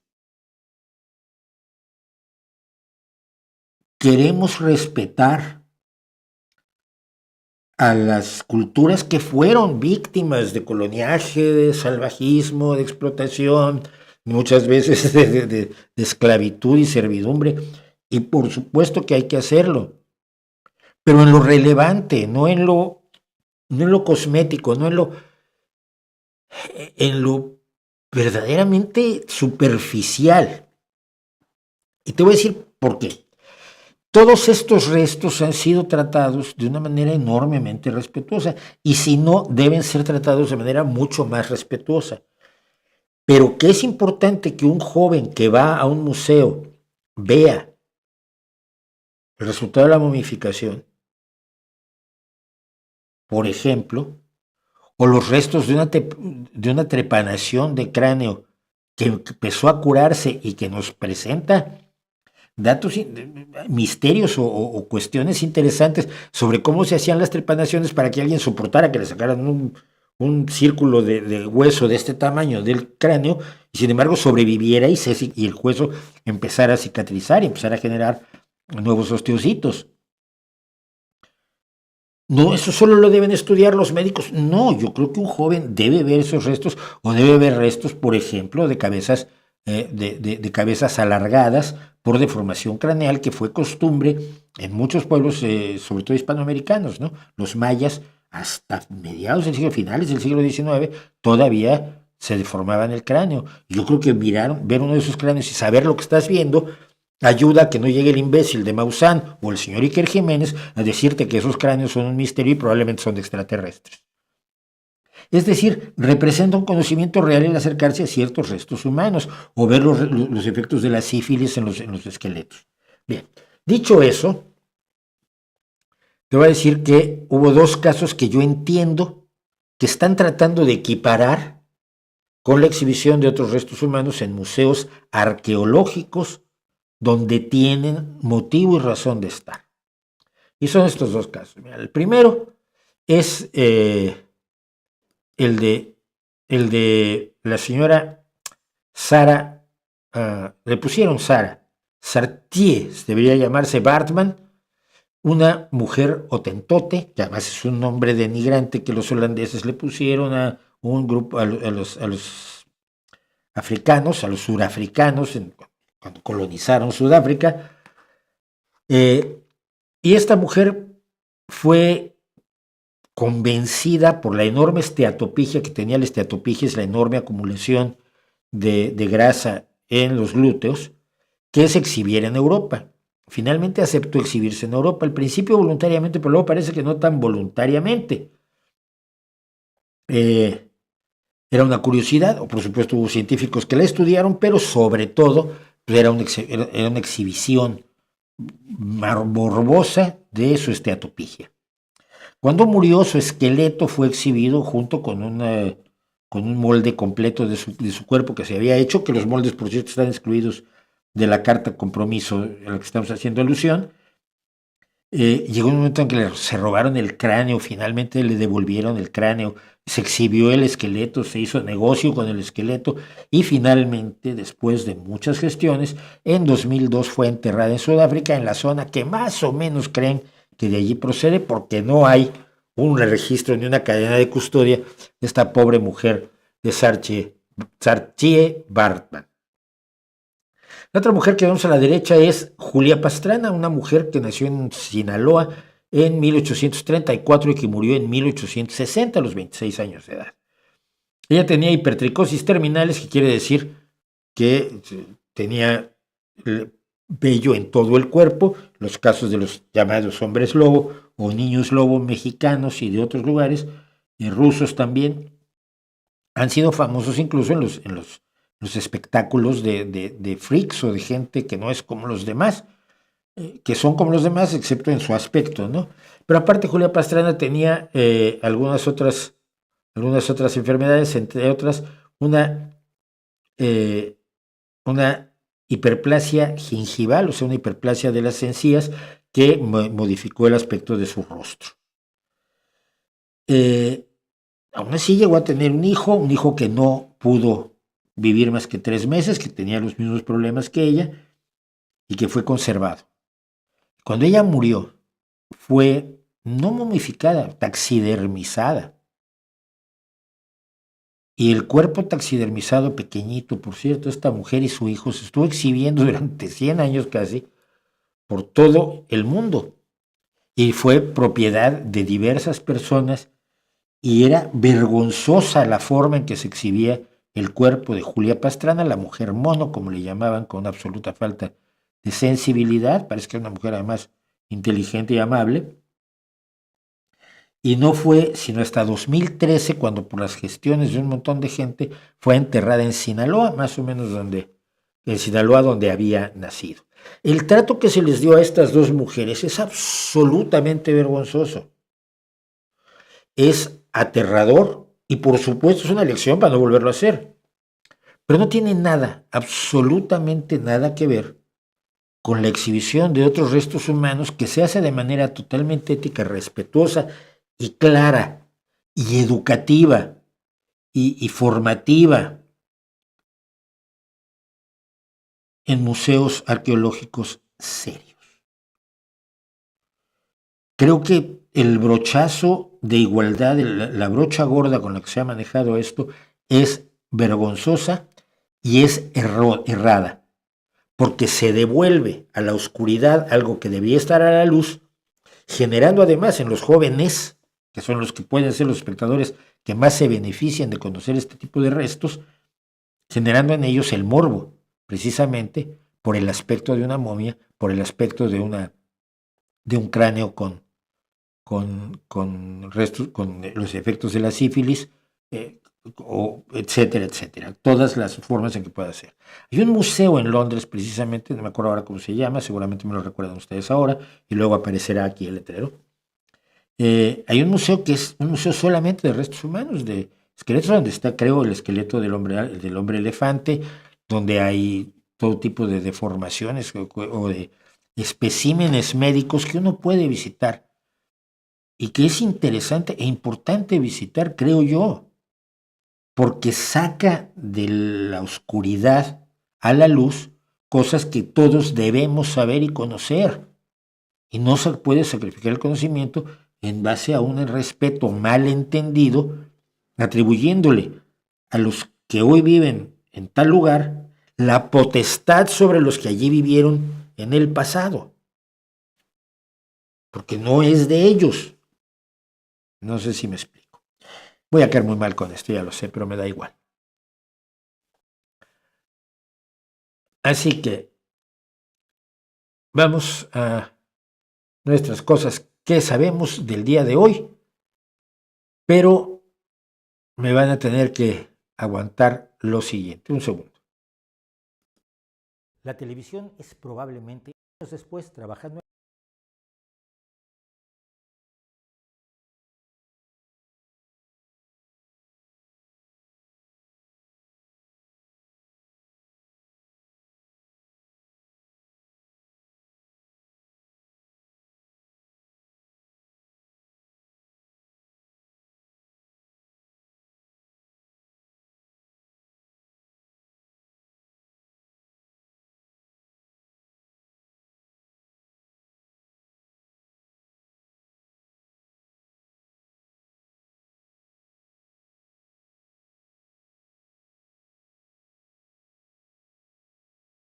La gripe estacional suele ser una molestia.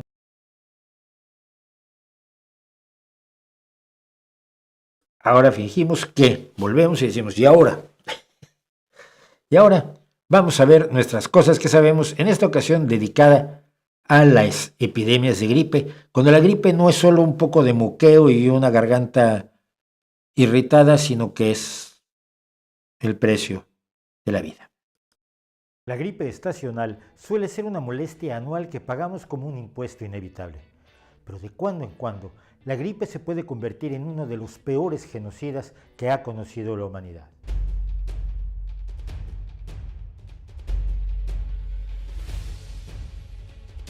En 1997, en Hong Kong, 18 personas sufrieron una infección de gripe y 6 de ellas murieron. Este acontecimiento disparó las alarmas epidemiológicas en todo el mundo. Lo especial de este caso no era la infección de gripe ni que causara algunas muertes, sino que se trataba de un virus de la gripe que nunca antes, hasta donde sabemos, había infectado a seres humanos. La denominación científica de este virus es H5N1. Su nombre popular, la gripe aviar, surgió porque el virus se había identificado en 1996 en gansos de la provincia de Guangdong, en China. Detectado en granjas avícolas y en mercados de animales vivos en Hong Kong, el virus de pronto dio el salto poco frecuente de las aves a los seres humanos, causando la muerte del 33% de los infectados. En 2003 el virus volvió a hacer su aparición en China y en la República de Corea, y en 2004 se detectó en Vietnam, Tailandia y Japón, provocando varias muertes. Un año después llegaba a Indonesia y en enero de 2014 se registró la primera muerte por gripe aviar en Norteamérica, en la provincia de Alberta, Canadá. En el caso de la gripe aviar, así como en el caso de la gripe porcina o gripe A, que provocó una gran preocupación en 2009, preocupación que por cierto resultó excesiva, pero en el momento no había modo de saberlo y era mejor errar del lado de la precaución. El temor a la posibilidad de una pandemia surgía de uno de los capítulos más atroces de la enfermedad humana, la pandemia de gripe de 1918, que dejó a su paso el aterrador saldo de más de 50 millones de víctimas con certeza y probablemente hasta 100 millones, 8 millones de ellas solo en España. En solo un año, esta infección se cobró tantas víctimas o poco menos como las que se estima que provocó la peste negra de 1348-1351 en Europa. Todos los inviernos la gripe estacional provoca molestias, malestares y algunas muertes, principalmente entre niños con pocas defensas, gente mayor y personas que ya tienen problemas respiratorios o de inmunodepresión. Pero el invierno de 1918 era diferente. Era una gripe más virulenta, más contagiosa y sobre todo más mortal, especialmente para personas entre 15 y 35 años de edad. Era una época en que la población europea había sido ya diezmada por los terribles combates de la Primera Guerra Mundial iniciada en 1914 y que llegaría a su fin en noviembre de 1918. En total, más de 9 millones de seres humanos habían sucumbido en los combates de esa que entonces se llamó la Gran Guerra. Y de pronto una enfermedad venía a complicar las cosas brutalmente. Ya en 1889-1890, otra pandemia de la llamada gripe rusa, causada por el virus H2N2, había recorrido el mundo desde Oriente hasta Estados Unidos, dejando 1 millón de muertos. Había sido la más terrible epidemia del siglo XIX. Este antecedente provocó preocupación cuando en la primavera de 1918 apareció en los Estados Unidos un virus que pronto saltó a Europa, infectando a grandes cantidades de jóvenes combatientes en el frente de batalla, la mayoría de los cuales se recuperaron sin problemas. Muchos, sin embargo, desarrollaron una agresiva neumonía frecuentemente mortal. En solo 2 meses, esta gripe desusadamente contagiosa pasó de la población militar a la civil y salió de Europa llegando a Asia, África, Sudamérica y Norteamérica. Después de sufrir lo que al parecer fue una nueva mutación, en agosto se presentaron nuevos brotes de gripe en Europa, África y Estados Unidos, no solo altamente contagiosos, sino desusadamente mortales. Donde la gripe estacional solo causaba la muerte del 0,01% de las personas infectadas, esta nueva cepa mataba al 2,5% de los afectados y en algunos países como la India llegó a un índice de mortalidad extraordinario del 5%. Y era notable la crueldad con la que causaba la muerte a través de una neumonía que literalmente asfixiaba a sus víctimas. Finalmente, en la primavera de 1919, el mundo fue golpeado por un tercer brote pandémico, al término del cual 1 de cada 5 seres humanos de todo el mundo se había contagiado. Y por supuesto, la medicina en ese momento no tenía armas para enfrentar el problema, apenas podría tratar los síntomas y buscar que los pacientes sobrevivieran. No había vacunas, que aparecieron hasta 1940, ni medicamentos antivirales. La única terapia que tenía cierta efectividad era la transfusión de sangre a pacientes enfermos procedente de pacientes que se habían infectado y habían sobrevivido y que funcionaba como una especie de vacuna. Cada oleada de gripe duró unas 12 semanas aproximadamente, atacaba con fuerza y luego desaparecía como lo hace la gripe estacional. Curiosamente, una de las razones por las cuales se conoce a esta pandemia como la gripe española es que los informes sobre ella estaban cuidadosamente censurados en los países que estaban implicados en la Primera Guerra Mundial. Pero en la España neutral, donde incluso Alfonso XIII sufrió el contagio y llegó a enfermar gravemente, los diarios informaban libremente sobre la enfermedad, dando la impresión de que en España la pandemia era mucho más grave que en el resto de Europa. Habiendo llegado de Francia, sin embargo, en España se conoció como la gripe francesa. Desde entonces, los profesionales de la salud han estado preocupados por la posibilidad de que se repita una pandemia con esas características mortales. El temor se ha visto reavivado por otros brotes alarmantes. La pandemia de gripe asiática de 1957 causó 2 millones de muertes y la gripe de Hong Kong de 1968 a 1970 se cobró 1 millón más de víctimas. Todo esto explica también las medidas afortunadamente innecesarias que se tomaron ante la gripe A que apareció en 2009 y sigue activa. Una mutación del virus podría volver a poner en peligro a millones de personas. El hecho de que el virus de la gripe tenga tendencia a mutar fácilmente, lo que le permite anular las defensas que el cuerpo humano pueda haber creado con anteriores infecciones, es su mayor peligro. Por ello, quizás sería razonable cuando los organismos mundiales encargados de la salud dan la voz de alerta, pensar que están haciendo su mejor esfuerzo para evitar otra tragedia. El tipo más común de virus de la gripe en humanos es el A, que se clasifica según dos proteínas importantes en su envoltura exterior, la hemoglutinina y la neuraminidasa. Hay 16 subtipos de la primera y 9 de la segunda, y los anticuerpos para uno de ellos no afectan a los otros. Así, hay virus H1 a H16 y N1 a N9. El virus H1N1 de origen porcino y comúnmente llamado gripe A tiene los tipos 1 de ambas proteínas y distintas variedades del mismo fueron responsables de las gripes de 1918 y de 2009. El ser humano solo puede ser infectado por virus H1, 2, 3, 5, 7 y 9 y N1 y 2.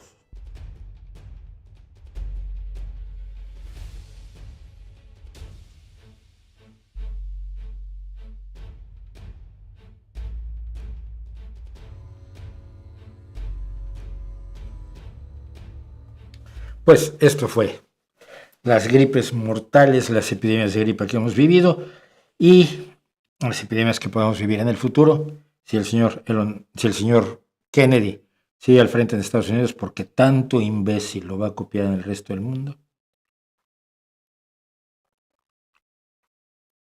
Bueno, me adelanto, Martín, sí, soy el padre de Omar Ezequiel, soy el orgulloso padre de Omar Ezequiel Schwartz Menéndez. Y me preguntan algunas cosas, estoy separado. ¿Cuál es la ciudad más bonita de España para ti? Pues la que vi en donde vivo, lógicamente, pero a ver, no, España tiene ciudades hermosas por todos lados, no. Y como no las conozco todas, también es muy feo decirlo, ¿no? Granada a mí me parece especialmente hermosa, ¿no? Pero Cádiz es muy guapa. Pero Burgos me encanta, por otro lado. Entonces, no creo que... Es como decir la ciudad más bonita de México. Pues mira, podría hablar a favor de Guanajuato, pero luego también podría hablar a favor de Querétaro, podría hablar a favor de Veracruz. Así que no, nada de eso voy a decir. Bueno, dice Francisco Javier Uribe Gutiérrez, y esto es importante. En América Latina ha ido creciendo un gran sentimiento antieuropeo. ¿Crees que se deba a la propaganda rusa? Obviamente. Si la propaganda rusa quiere denigrar a su enemigo y su enemigo es la Unión Europea, tiene muchísima efectividad. Y entonces tienes en México a Cato Arconada y a Mendieta y ahora hay una Fina Génova que es la presidenta o directora de Canal Red en México y en América Latina, que yo sigo insistiendo que es un operativo de Putin todavía, y tienes a toda esa izquierda estúpida que está en contra de Ucrania y a favor de Rusia, y obviamente ellos van a darte un discurso antieuropeo y denigrante para la Europa en la que nunca han vivido.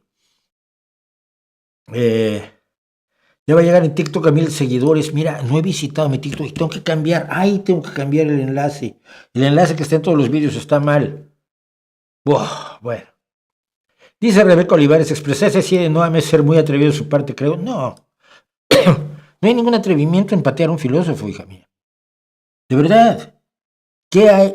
Filosóficamente, ¿qué ha aportado? Bueno, ningún filósofo aporta nada, pero Noam Chomsky lo único que ha hecho es quitarle responsabilidad a todo mundo en las condiciones más terribles que te puedas imaginar para culpar a Estados Unidos de todo.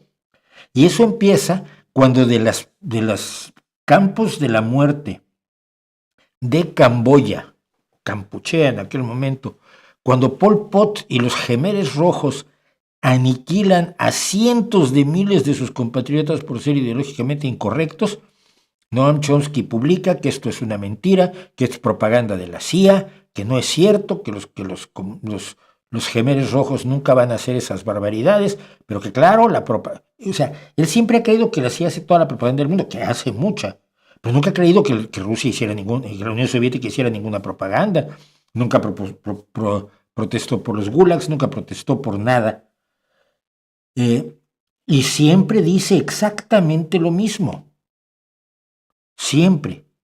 No tiene ninguna visión de una mediana complejidad respecto de un mundo difícil de entender, donde confluyen multitud de fuerzas de todo tipo, económicas, políticas, ideológicas, religiosas, de sensibilidad artística. No. Solo es los Estados Unidos la única explicación para todo. ¿Cómo te puedes tomar en serio a alguien que habla así? Es como Donald Trump. Y bueno, y termino por esto rápido. Como socialdemócrata, ¿qué cosa rescata usted del concepto de mercado sin caer en libertarianismos?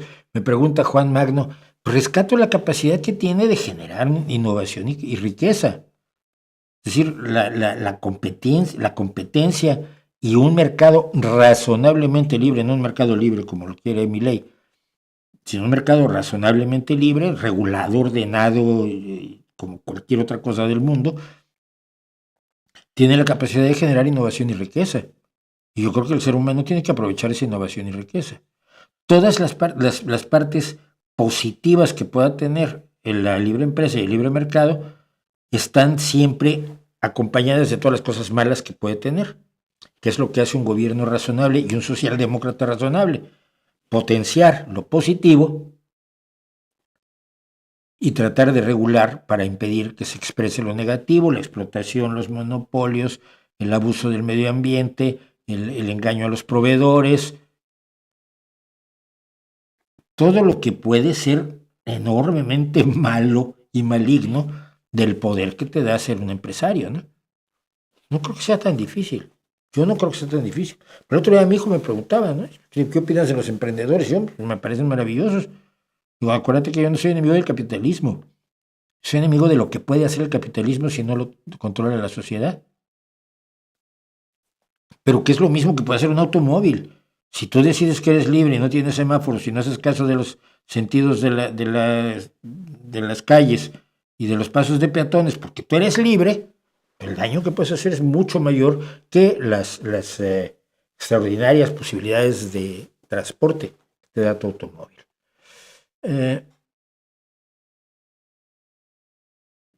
Bueno.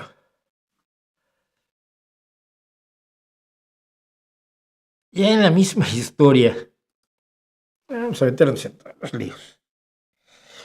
Tuve un pequeño rifirrafe con alguien que estaba diciendo que en México, en las escuelas públicas de la Ciudad de México, se va a enseñar náhuatl. Bien, el náhuatl es un idioma de una amplia familia de idiomas que era fundamentalmente lo que se hablaba en el Imperio Azteca y el Imperio Mexica, y concretamente en Tenochtitlan. Entonces, yo pregunté, ¿qué náhuatl les van a enseñar? Porque si les enseñan náhuatl clásico, que yo asumí que les iban a enseñar náhuatl clásico, no se van a poder entender con la gente que habla náhuatl hoy en día, o mexicano. Muchos le llaman mexicano. Apareció un tipo energúmeno. Tú le dices mexicano porque eres español y eres un extranjero. Y empezó a sacar, o sea, el rollito de la maldición de Malinche, ¿no? Tonto del bote. Dije, mira, se llama mexicano. No, ese idioma no existe, te lo inventaste tú. No, mira, es que yo he estado en la Sierra Norte de Puebla, y he estado en el Estado de México, y he estado en muchos lugares donde la gente a su idioma le llama mexicano, o mexicatl incluso. Entonces, pues, discútelo con ellos, no conmigo. Mi preocupación era esta, miren, estas son las variantes del náhuatl. El náhuatl de la Sierra Noroeste de Puebla le llaman mexicano, tlachtol o nauta. El náhuatl del noroeste central de Mexicali le llaman mexicano del noroeste central, o maceo tlatol. Y así sucesivamente. Esto está desordenado, pero nos da una idea de las más de 30 variantes que tiene el náhuatl, que se han ido desarrollando a lo largo de los siglos. Mi pregunta no era ningún enloquecimiento ni nada raro.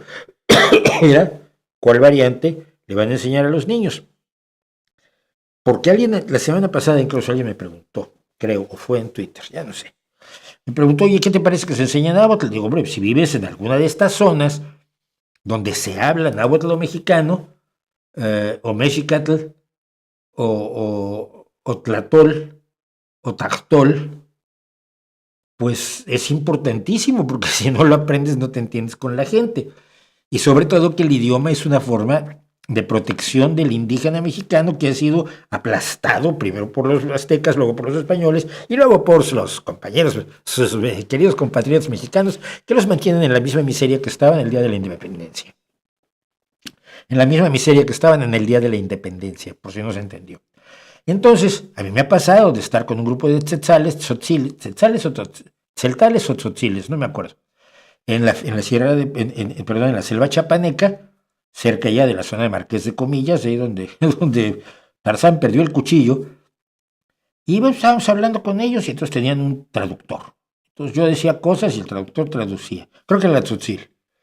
Y ellos hablaban en tzotzil y me contestaba el traductor, ¿no? Después de como una hora de estar conversando así muy agradablemente, se giró uno de los que hablaba tzotzil y me dijo, oiga, ¿y entonces usted está de acuerdo con tal cosa? Dije, tú hablas Castilla, que es como le dicen. Sí, sí. ¿Y por qué no me hablaste en Castilla desde el principio, papá? Y me tienes aquí jugando al traductor. No sabía cómo eras. Claro, si no sabes cómo soy, si no sabes, y si piensas que soy uno de esos que vienen a ver qué te sacan, porque es lo que han hecho todos contigo, desde los mexicas hasta los españoles, hasta tus queridos compatriotas mexicanos, pues el idioma es un parapeto, es una trinchera en la que te puedes meter y decir, pues yo no entiendo lo que dice este baboso. A ver qué dice cuando no está hablando conmigo, cuando el traductor no traduce, y entonces así puedo saber lo que piensa en realidad, lo que le comenta a sus compañeros y este tipo de cuestiones. Es un arma. Entonces, si vives en una zona donde se habla náhuatl, o mexicano, o tlatol, o tactol, pues tienes que aprender. Pero en una escuela de la Ciudad de México, enseñar alguna de estas variantes de náhuatl, o náhuatl clásico, que es lo que yo me imaginaba que se enseñaría, que es el náhuatl más o menos rescatado de los escritos que se hicieron en los primeros años de la colonia, donde se expresó gráficamente el idioma náhuatl, o sea, se expresó alfabéticamente, perdón, me parece irrelevante y tonto, ¿no? Ah, pero es que tú quieres que solo a los niños les enseñen cosas que les van a servir para la vida. Pues sí. No solo lo que les sirva para emplearse, que quede claro. Pero hombre, si aprenden música, pues aprenderán apreciación musical, eso les sirve en la vida. A lo mejor hasta los puedes alejar del reggaetón, que ya es una gran ventaja. Les puedes enseñar artes plásticas, les puedes enseñar a los grandes pintores mexicanos, les puedes enseñar a tocar el violín como mariachis.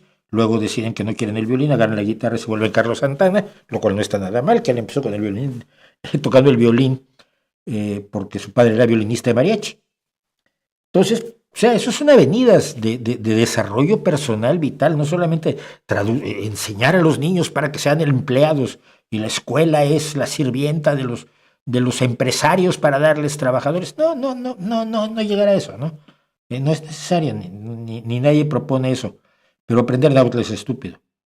Si no vas a estudiar náhuatl, si no vas a estudiar los textos náhuatl clásicos, o si no vas a moverte en ambientes donde la gente hable náhuatl. Yo alguna vez, para un poema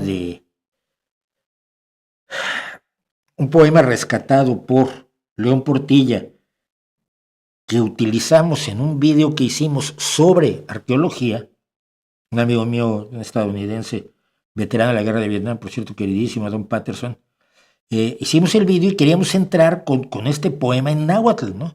Y buscamos hablantes de náhuatl, y claro, ellos lo veían y decían, ya, pues que esto no se dice así. No, pues que así lo decían los poetas del mundo azteca ya, pues en 1522, 23, cuando empezaron a ponerse estas cosas por escrito.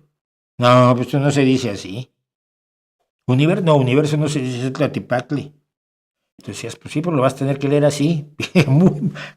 Bueno, fue una bronca conseguir que un hablante de náhuatl, habla de mexicano de la Sierra del Norte de Puebla, leyera esto en náhuatl, porque si lo hacía cualquiera de nosotros sonaba más falso que un dólar con la cara de Donald Trump, por lo menos hasta hoy. Y entonces no hay ningún desprecio de mi parte hacia el idioma náhuatl, ni hacia el maya, ni hacia que el maya tiene otras tantas variantes, también unas 30 variantes, o me decían, y el zapoteco, que mi abuela era de origen zapoteca, ¿no? Pero el zapoteco tiene 90 variantes, y en Oaxaca todas. Porque el aislamiento geográfico genera la aparición de dialectos que no se entienden entre ellos, ¿no? Entonces, me parece tan bobo, tan cosmético el plantearse la enseñanza del náhuatl cuando se podría estar enseñando pues, otras cosas, que no hay tanto tiempo para educar a los chicos.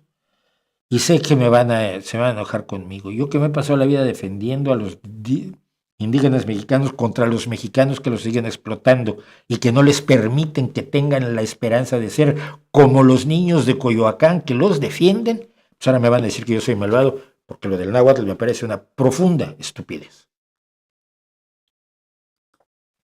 ¿Qué les parece? Vienen muchos europeos acá al Cusco por turismo, no tiene que escuchar siempre a uno de esos turistas que Machu Picchu fue hecho por extraterrestres. ¿No tienen mejor educación allá? ¿Por qué? Porque no tenemos educación, porque nuestro sistema educativo es malísimo.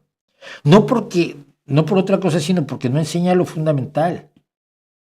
Primero no enseña a pensar, no enseña a cuestionar.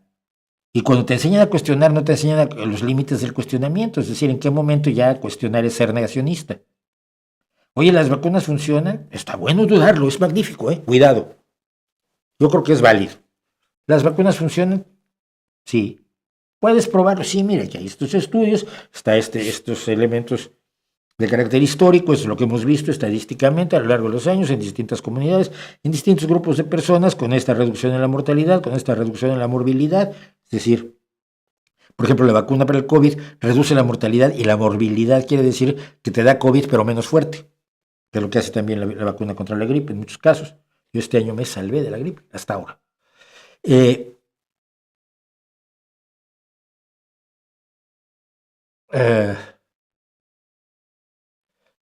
Perdón, algo pasó. Y esto, no sé qué estaba yo diciendo. Qué barbaridad. Qué barbaridad. Es que alguien me dijo que se había quedado congelado y dije que a poco ya no hay nada, no. Ya no sé de qué estaba yo hablando.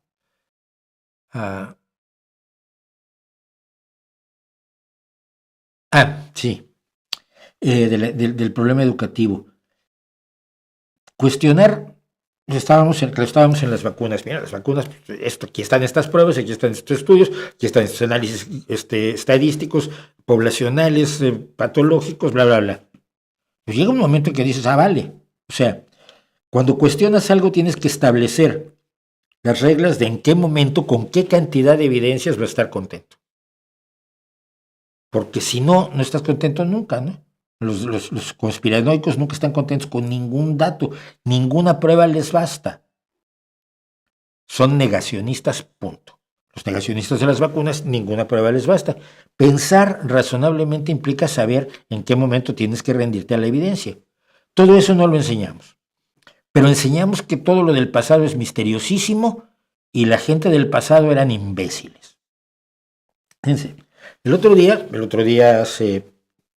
el sábado pasado, di una charla que vamos a publicar la semana próxima aquí mismo en el canal sobre cómo el populismo simplifica el mundo,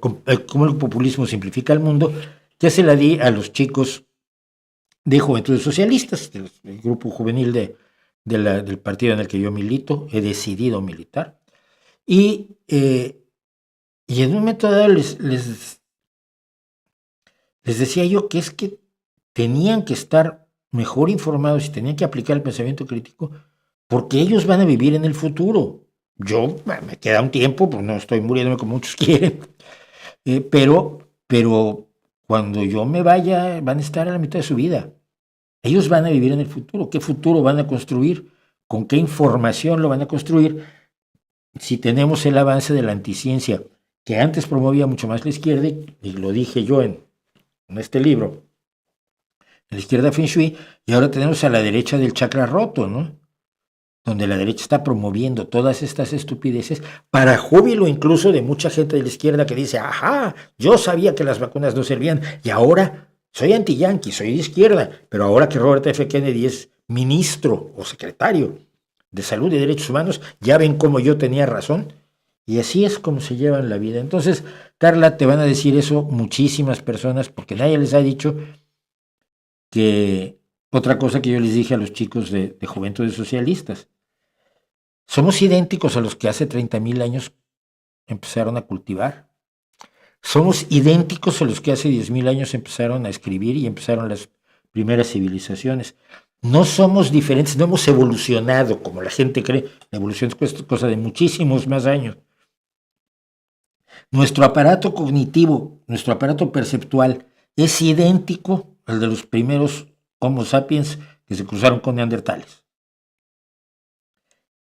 Con todos los errores que tenían para aproximarse a la realidad, somos los mismos. Pero nos gusta creer que aquellos eran tontos y que las civilizaciones que no eran tan desarrolladas como, digamos, la europea en América en el siglo XIV, en el siglo XV, pues eran tontos. Y esto nos pasa con los niños. Luego tratamos a los niños o a los adolescentes como si fueran tontos, en vez de que son como niños adolescentes. Y no, todos pensamos con el mismo aparato y tenemos que sobreponernos también al aparato perceptual que tenemos, pero la educación en general hace poco por ello. Así que lo siento, tienes toda la razón, Carla.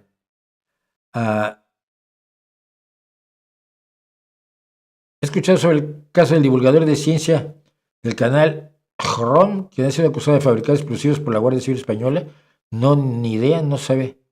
No sé qué pasó.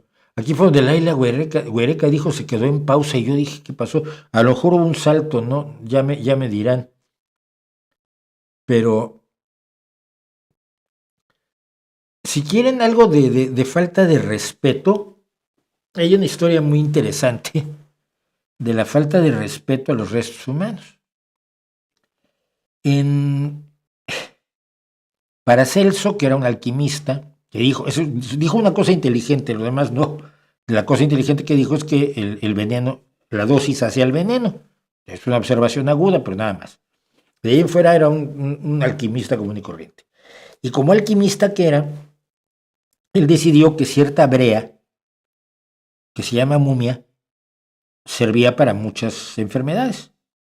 Se lo inventaba como se inventaban todos los remedios hasta la llegada de la ciencia.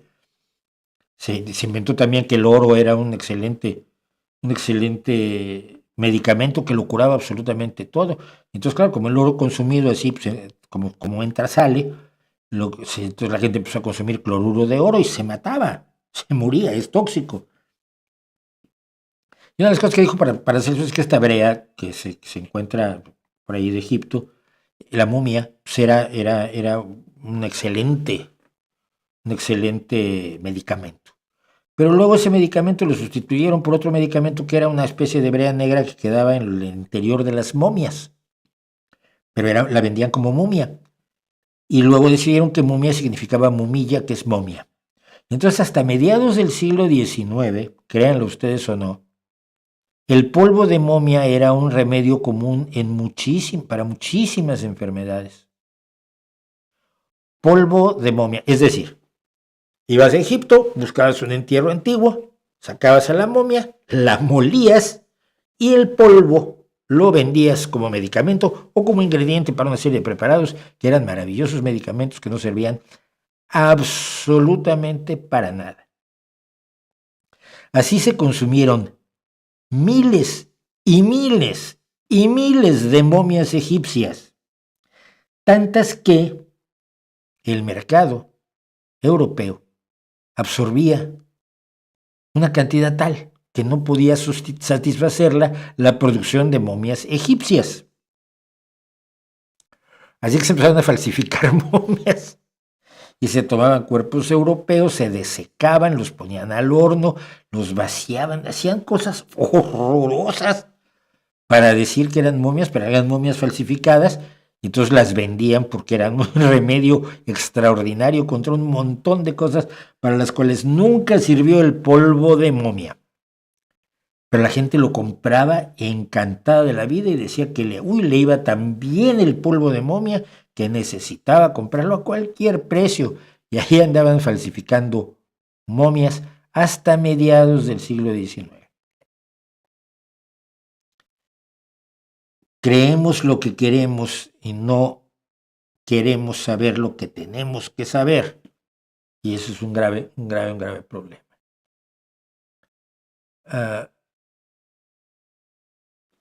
¿Viste ya la película Grand Theft Hamlet? ¿O escuchaste de ella? No, ni idea. Ni idea. No soy muy, no soy tan cinéfilo como la gente cree. El filósofo Saussure es el creador de la lingüística moderna. No lo sé. Pero la lingüística moderna es científica, no es filosófica. La lingüística moderna utiliza métodos de carácter científico para el análisis comparativo de las lenguas y de la evolución de las lenguas. Si Saussure aparte era un científico, pues entonces no trabaja como filósofo, sino como científico. Respecto a la sociología de Comte, no. La sociología actual es una sociología que se fundamenta en la medición, la cuantificación y la observación de la realidad, no en la especulación filosófica. Que se llamara sociología es como llamar biología a lo que decía Aristóteles acerca de los dientes de las mujeres, que tenían menos que los hombres, o que las moscas tenían 4 patas. Eso no es biología, eso sí es filosofía. No sufran tanto, hombre, no sufran tanto por descubrir que hay una disciplina que no es todo lo que venía en el folleto publicitario, que no es mi culpa. Yo solo soy el mensajero. Soy el niño que dice el rey va desnudo. Nada más.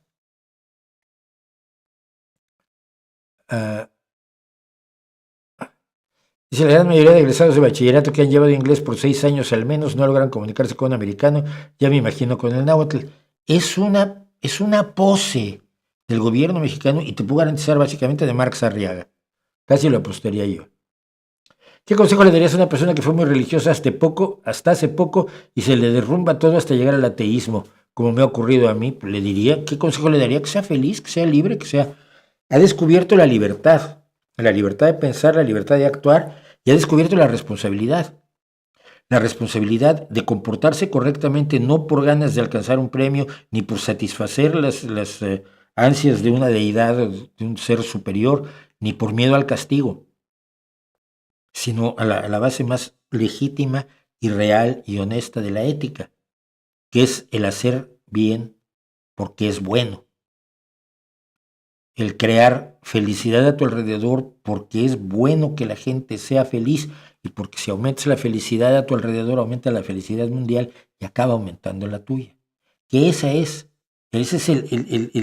la fuente de una ética real. Ser bueno sin Dios es ser bueno porque hay que ser bueno. No matarás porque Dios te manda al infierno es muy distinto a no matarás porque no hay que matar a la gente. Porque les duele y si les duele a ellos, pues a mí me dolería y no es bueno eso. Y es trabajar a base de la empatía y de la clarísima convicción y comprensión de que eres parte de una sociedad de gente igual a ti. Y si eso no te da suficiente felicidad y alegría como para emprender el camino y educar a tus hijos en la alegría de la libertad y la responsabilidad y la ética, no tienes obligación, pero tienes la responsabilidad que te da la libertad. Hombre, a mí me parece, eso es una de las cosas más bonitas que tiene el no tener creencias religiosas, que dependes de los diálogos entre tú y tú mismo para ver cómo te comportas con la gente a tu alrededor. El náhuatl tiene la ventaja que es aglutinante, tú puedes crear palabras y las variantes de náhuatl son parecidas, sí son parecidas pero distintas. ¿Qué opinas sobre lo que dijo el filósofo de Adictos a la filosofía? La filosofía es más fundamental que la ciencia. No tiene idea de lo que está diciendo, pero él vende eso. Si no dice eso, queda mal. Mira, no me gusta hablar mal de youtubers, pero alguna vez vi el video que hizo sobre el cientificismo. Y es un hombre de paja total. Dijo que los cientificistas son personas que dicen una serie de estupideces que no he conocido yo nunca a nadie que diga. A todos los que nos acusan de cientificistas, nadie dice las tonterías y las majaderías que este sujeto les atribuye, nos atribuye, y una vez que nos las ha atribuido, pues es muy fácil demolerlas, ¿no? Es que ese señor dice que hay que pegarles a los niños y yo, que soy superior, digo que no hay que pegarles. Sí, tienes razón, no hay que pegarles, pero oye, el señor ese no dijo lo que tú dijiste. Es su business. Imagínate si se le cae el asunto y tiene que trabajar. Va a ser muy difícil. Entonces yo creo que... Y además ha encontrado eco en personas enamoradas de la filosofía que estudiaron ciencias y ahora la gente cree que la ciencia es filosofía, por lo menos sus espectadores, y hacen shows conjuntos así como sí, Laurel y Hardy, pero con menos gracia, y se hacen y son felices, pero se equivocan. La ciencia, la filosofía no pudo generar la ciencia en 2000 años, ni 3000 años. Y cuando un crítico de la filosofía como Bacon marca un método que es totalmente distinto al de la filosofía, lo rechazan y siguen rechazando la ciencia hasta hoy, diciendo que su filosofía hace cosas mejores, más valiosas, más maravillosas, más extraordinarias. Y para difundirlo usan la ciencia, YouTube, Internet, la electricidad y se ponen gafas para corregir la vista porque, ¿sabes? Newton. He sido maestra de apreciación musical y me he dado cuenta que hay mucha curiosidad y muchas cosas que se pueden encontrar en que te abren un panorama muy distinto a los géneros musicales populares, la isla güereca. Sí, y al revés también. Yo tuve un maestro, y te lo voy a contar, porque esto me encanta hablar de este personaje, me caía tan bien. Y me acabo de olvidar de su nombre. Qué horror, qué horror. Pero bueno, yo tuve un profesor de música, después de que toda la vida nos dieron música clásica. A mí me encanta la música clásica, yo iba con mis amigos a ver música, a ver todas las temporadas de primavera de la Filarmónica, de la Sinfónica Nacional.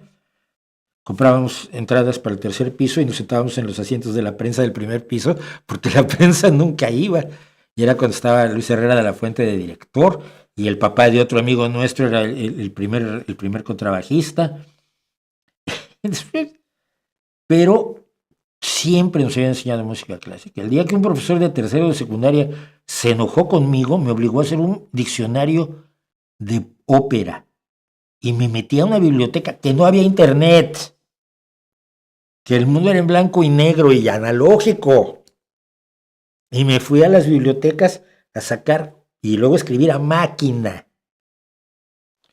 una biblioteca, un diccionario de óperas, que me acuerdo que empezaba con Les Abencerrages, los abencerrajes, ¿no? Entonces de pronto un día tuvimos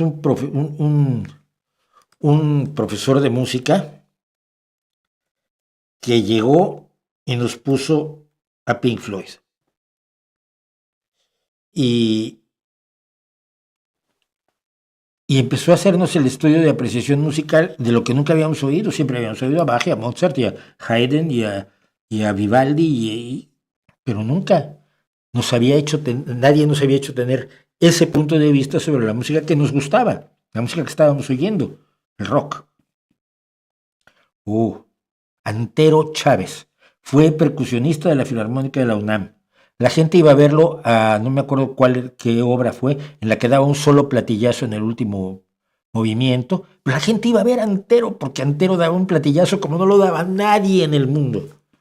Lo quise muchísimo, Antero. La apreciación musical va por todos lados. Al final, los géneros populares se pueden enriquecer y se enriquecen con la teoría musical más desarrollada, y los géneros más formales también beben de lo popular, y pongo por ejemplo la Sinfonía del Nuevo Mundo. Entonces entiendo lo que dices, pero la apreciación musical es de todo. Yo tengo un grupo favorito de música georgiana que no sé qué dicen, pero cantan muy bonito. Y ahí ya se explicaron que hay 3 tipos de canciones en Georgia: canciones de amor, canciones sobre Georgia y canciones de amor a Georgia. Se llama el trío Mandili. Las escucho, las promuevo, las adoro, me encantan. Cantan en varios idiomas y luego cantan con distintos grupos. Y tienen un trío de voces precioso. Bueno, todo vale en música y todo vale. Aunque yo creo que en este momento ya no hay esa idea de que tal música es infecta. Pero del rock no tienes una idea lo mal que lo pasamos. El rock era la música del infierno. Y como decía alguien, es que ahí la melodía la llevan los tambores. Le dije, por favor, escucha a Jimmy Page tocar la guitarra, que no, que la melodía está allí. Pero bueno. Pero sí, yo creo que abrirles todos los espacios a los que están en la música clásica en géneros populares y a los que están en música popular géneros más formales, creo que vale muchísimo la pena. Fíjense, hay una chica que se llama Virgin Rock, su canal, Virgin Rock, así como Virgen Rock, que es arpista y pianista clásica que en su vida no había oído rock, o por lo menos eso dice, algo había oído, pero finge que no. Ya empezó, ahora ya tiene 3 años el canal, pero cuando empezó el canal, empezaba a oír cosas de rock y de pronto decía, pues si esto es música, ¿no? Ella esperaba como que otra cosa, y ahora lo está haciendo análisis. Ayer le vi un análisis brutal de un día en la vida de los Beatles, por ejemplo, ¿no? Hay otra cantante de ópera, Elizabeth Sarkov, que tiene la Charismatic Voice, que también ella estaba alejada de los géneros populares y que ha descubierto que de pronto hay cantantes y compositores e instrumentistas y bandas que te ofrecen una experiencia musical tan rica, tan maravillosa como te la puede ofrecer la música de Mozart o de Bach, que por supuesto para mí Bach es el jefe. El filósofo Adam Smith es el creador de la economía como disciplina. ¿Qué quiere decir economía como disciplina? ¿Hacía análisis econométricos? No. ¿Utilizaba las fórmulas que utilizan los economistas hoy? No. La economía como disciplina es la biología como disciplina con las moscas de 4 patas de Aristóteles. En serio, no sufras tanto. Y por favor, si vas a seguir con tu nombre y tu carita, eso de Contemp XXL, a mí nomás no me gusta. Netflix sacó una serie tipo telenovela sobre el caso de la charlatana Bella Gibson, quien se curó un cáncer imaginario con su dieta sana, y claro, te vendía su método, bien por estos contenidos. Sí, aquí en España hubo también un charlatán, así que dijo que tenía un cáncer y pedía ayuda. Estuvo pidiendo dinero mucho tiempo hasta que lo pillaron. Pero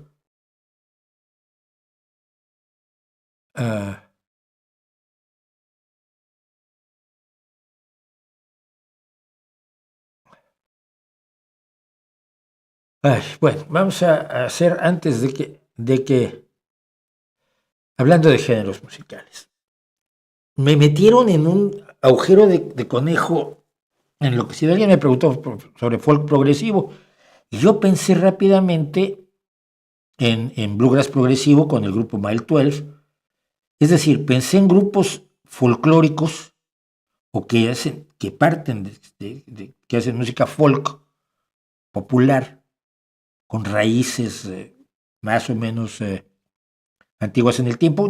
Casi ningún folclore va más atrás del siglo XVII, esto ténganlo presente. Las baladas británicas y los corridos mexicanos y los romances, todo va por siglo XVII, XVIII. Bueno, pero yo pensé en grupos así, ¿no? El bluegrass es de los años 40 finalmente, pero hay grupos de folk progresivo, de bluegrass progresivo como Mile 12 o como no sé, lo que está haciendo Molly Tuttle con su Golden Highway, que me parece que están siendo progresivos. ¿Qué quiero decir con progresivos? Que utilizan elementos musicales que se salen de lo tradicional de su género para encontrar otras expresividades, cambios de tonalidad, cambios de tiempo. Me acuerdo cuando le oía a Mile 12 que venían cantando en 4/4 y de pronto el puente está en 3/4 y uno siente, aunque no sepa uno mucho de teoría musical, que yo no sé mucho, pero sientes que hay algo raro, luego sí lo puede contar, ¿no? Pero sientes que hay algo raro y te llama la atención y te resulta refrescante, es como menta para las orejas, ¿vale? O cuestiones armónicas y melódicas que no son habituales de la música del género en el que están.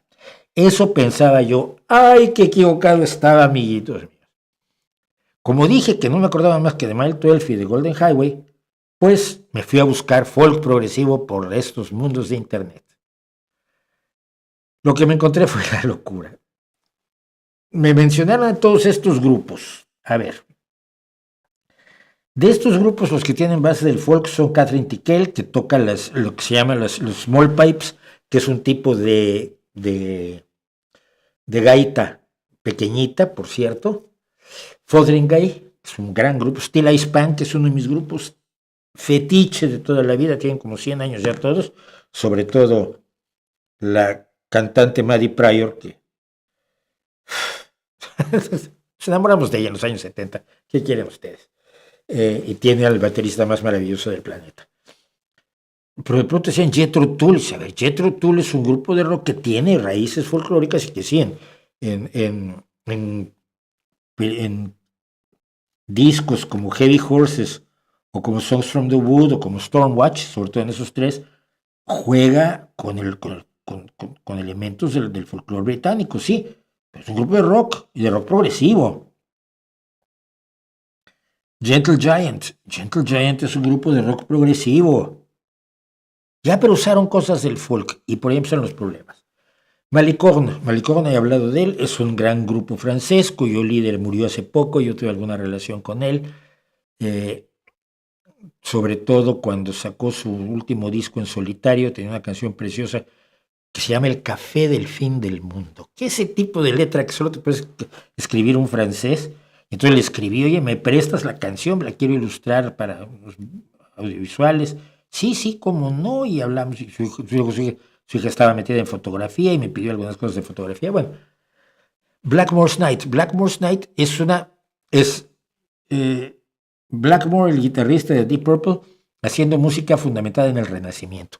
Vale, te lo paso. Decemberists, que no me gustan tanto. The Unthanks, que son dos chicas británicas que hacen cosas maravillosas, a las que sigo.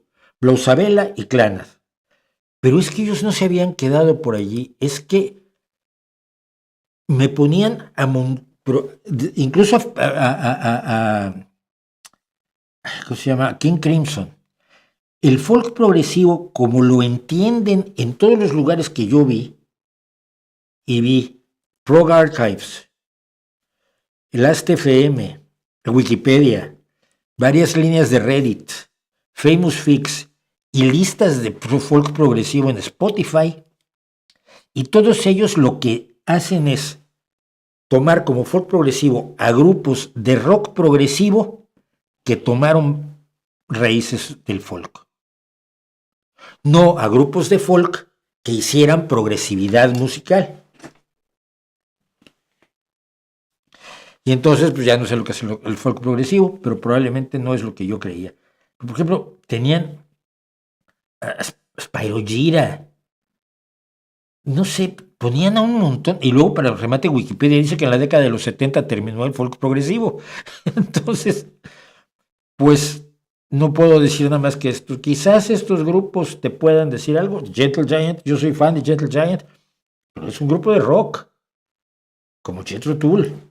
Y Still Ice Pan, todos los demás puedes verlos. No me acuerdo quién fue que me pidió que viera lo del folk progresivo, pero quedé alucinado porque lo que yo me imaginaba que era el folk progresivo, ¿qué es eso?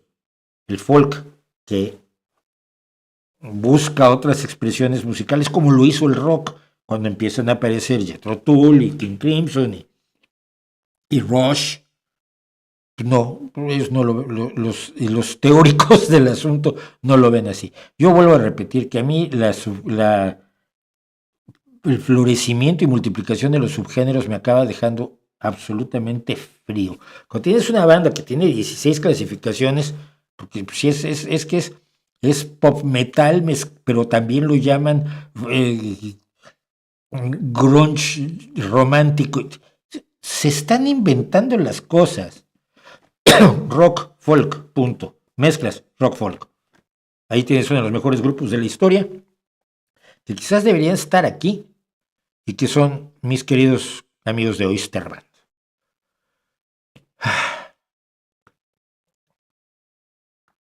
Me preguntan, y esto es interesante, me pregunta César Troya, ¿viste lo último del gobierno del libertarado de Milei que califica a las personas con discapacidad como idiota e imbécil? Sí, a ver, lo que él está usando son las clasificaciones de retraso mental o de problemas mentales, sí, de retraso mental, que se utilizaban en el siglo XIX y que ahora las ha retomado el modernísimo Ministerio de Salud del señor Milei. Me parece vergonzoso. ¿Qué es ser indígena? ¿Es ser campesino? ¿Es hablar un idioma prehispánico? ¿Es un conjunto de rasgos físicos que otros llamarían razas? No. El ser indígena en México fundamentalmente es una cuestión de carácter cultural. He contado la historia de un amigo mío, el que fue el guionista del Pantera, uno de los grandes cómics mexicanos. Él era panadero y tenía rasgos profundamente indígenas. Hizo el siguiente experimento. Me perdonan, los que ya lo hayan oído me van a disculpar, pero yo estoy convencido que la mayoría de los 247 que están en este momento viéndonos no lo han oído. Este señor, que era el guionista del Pantera, me contó esta historia. Un día se vistió de indígena, es decir, pantalón de manta, guarache, sandalias que dirían en España, camisa de manta, sombrero de palma, y se fue al Hotel del Prado, si mal no recuerdo, que era un hotel maravilloso donde estaba el mural de la tarde de la Alameda de Diego Rivera, que cayó durante el terremoto del 85. Fue al Hotel del Prado y dijo que era una habitación. Lo miraron con ese aspecto y dijeron: no, señor, no tenemos habitación, está todo ocupado. Sacó un fajo de billetes de este gordo y dijo: pues tengo para pagar, pero quiero una habitación en este hotel. Pues sí, pero no tenemos, vuelva otro día.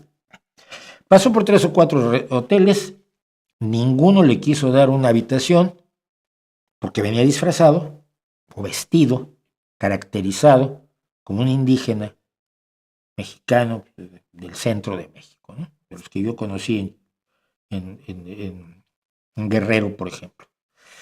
Luego fue a 4 o 5 buenos restaurantes, dijo que era una mesa, lo miraron y dijeron: no hay mesas, está todo lleno. No, porque traigo para pagar. Y él se comportaba de una manera absolutamente educada, cortés, expresándose con claridad. No, sí, nosotros entendemos que tiene mucho dinero, pero no puede entrar. Y no lo dejaron entrar. Al día siguiente, se reía y al mismo tiempo era cabreante. Al día siguiente, como iba generalmente a trabajar, pues se fue con su traje y corbata y se fue al hotel y dijo que era una habitación. Sí, señor, como no tenemos, la quiere con vistas a la calle o la quiere interior. Se fue por los hoteles y en todos lados le daban habitación. Se fue a los restaurantes y en todos lados le daban mesa. Su cara era la misma. Tenía un rostro claramente indígena mexicano, moreno, pero su cultura decía otra cosa en su ropa. Yo creo que así es como definiría a los indígenas, y los indígenas en México generalmente son gente del medio rural y son gente que ha sido convertida en diversión en diversión y explotación para los que han venido a lo largo de los siglos en México, ¿no? No sé de una pintura llamada La Avenida del Señor, ya me lo imagino. No tengo idea. La economía es una ciencia, también es especulación disfrazada de fórmulas matemáticas. Te recomiendo que veas lo que hablé con José Luis Ferreiras, que es amigo mío y que tuvimos una larga charla sobre economía. Hay áreas de la economía que son claramente científicas, que son claramente cuantificables y previsibles, y hay otras áreas donde todavía no sabemos de qué va la cosa y pues hay que inventárselas o generar hipótesis y cruzar los dedos para ver si salen bien, que pasa también en la medicina. Pero no, como dicen, las cosas que decimos los economistas ahora ya pocas veces tienen que ver con la ideología que tenemos, ¿no? Simplemente son los datos los que te indican lo que está pasando y a los que te tienes que remitir. ¿Qué libros recomiendas para enterarse correctamente de las culturas de la prehistoria humana? Ni idea. No. Pero Mauricio, dice Augusto Guzmán, ya vamos otra vez a esto, bueno, perdonen. Todos nos portamos bien por miedo a un castigo, porque nos vamos a la cárcel, nos cae una multa o peor, la venganza del que perjudicamos. ¿O es que el hombre es bueno por naturaleza? Sí. Cuando alguien decide hacer el mal, no lo paras ni con la pena de muerte. Está demostradísimo que la pena de muerte no tiene función disuasoria. Hay todos los estudios que quieras de criminología que te dicen criminalística, ¿no? Criminólogo es el que estudia el crimen, el criminalista es el que estudia la teoría. Creo que sí. Bueno, hay un montón de estudios que te dicen que cuando alguien quiere realmente es malvado, no lo paras ni con la pena de muerte. Piensa en los asesinos en serie, los violadores en serie, en el hijo de su madre francés que ahora está siendo enjuiciado en Francia. El hombre es bueno por naturaleza, sí. No del todo, no es perfecta y prístinamente bueno. Pero la mayoría de la gente no es que no mate a otros por miedo a la cárcel, es que no mata a otros porque no quiere matarlos. Puede decir, yo lo mataría, pero no lo va a matar en realidad. No se plantearía lanzarse sobre él y arrancarle la garganta con la mano, ¿ok? No, los seres humanos no somos así. ¿A cuántos asesinos conoces? Yo he conocido a 2. Bueno, no, a 1. Porque los que mataron en la guerra no se los considero asesinos, sobre todo si mataron en combate. Y yo conocí un responsable de explosivos de la resistencia holandesa contra los nazis. Conocí al capitán Roberto Vega González, mexicano que peleó en la Guerra Civil Española y luego peleó en el Teatro del Pacífico y fue fuerza de ocupación en Japón. Y he conocido a 1, bueno, he conocido a 2, uno de los cuales mató al secretario de Trotsky, a John Sheldon Harte. No conozco asesinos, no conozco ladrones, no conozco violadores. No es que yo me rodee de la crema innata de la sociedad, pues soy un trabajador común y corriente que he estado generalmente rodeado de gente clase media y media baja. El hombre es bueno por naturaleza, cuando alguien se cae, se detiene a levantarlo. Esa idea de que, todos somos asesinos. ¿Cuántos has matado tú? No, yo, no, nadie. ¿Y tu mamá? ¿Cómo dice ese señor? No, si somos asesinos por naturaleza, tu mamá tiene que haber asesinado a alguien. Y ahí ya no les gusta. Entonces ya no les parece bien. No se crean que somos tan malos. No somos tan malos. Podemos mejorar siempre, pero no somos tan malos.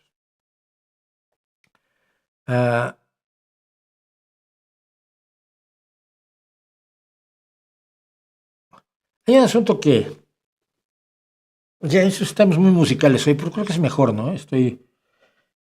La intoxicación Trump también hay que dejarla a un lado. En Bolivia obligan a los funcionarios públicos a sacar un título en aymara, quechua, guaraní. ¿Alguna vez lo usan? No lo creo honestamente. Espera, esto sí. Bueno, ya está el letrero, pero vamos a quitar un segundo. Yo creo que sí lo usan. Mira, en Paraguay el guaraní es una lengua oficial y hay mucha gente que solo habla guaraní.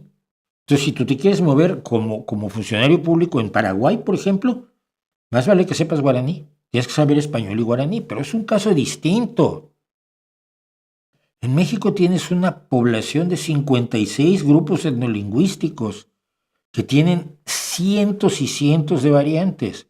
Necesitas un idioma aglutinador que es el español. Puedes reconocer el derecho de la gente incluso a ser enjuiciada en su variante de su idioma. Pero va a ser muy difícil que encuentres traductores. En vez de... que está muy bien eso, pero fundamentalmente lo que hay que hacer es tratar de enseñarle a todo el mundo castellano, español. Porque es mejor para ellos. Y no estás destruyendo su cultura al decirles ya no puedes. Mira, aquí en Asturias lo vivimos con el asturiano.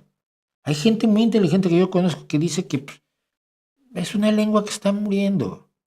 Que francamente, los que la quieran mantener viva está bien, pero que meterla en las escuelas, igual no. Hay un gran movimiento para que se metan en las escuelas. Se meten en las escuelas, de hecho. Pero insisto, tiene mucho de pose y mucho de culpabilidad y mucho de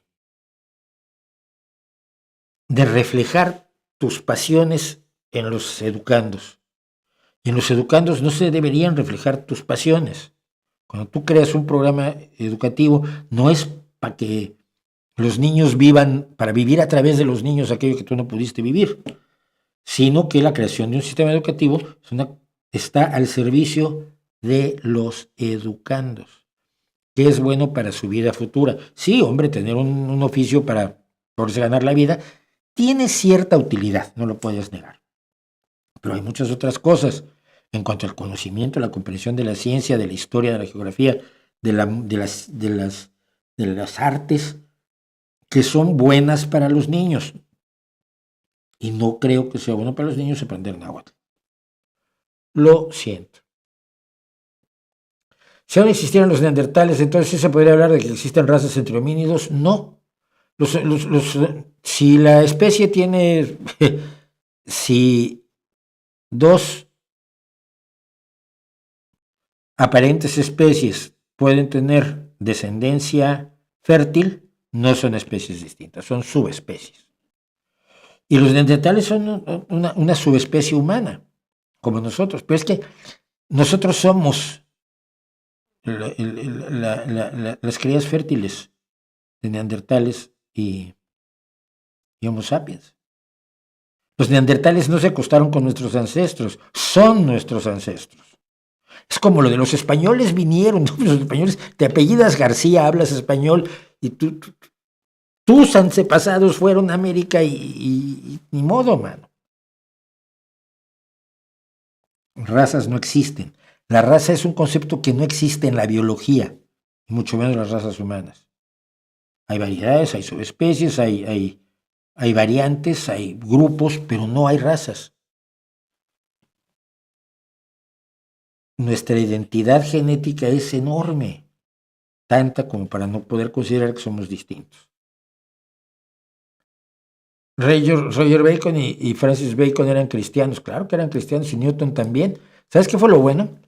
Que las creencias cristianas de Newton nunca las metió a la hora de calcular las leyes de la gravitación universal, las leyes del movimiento y las leyes de la óptica, ni al crear el cálculo diferencial y integral.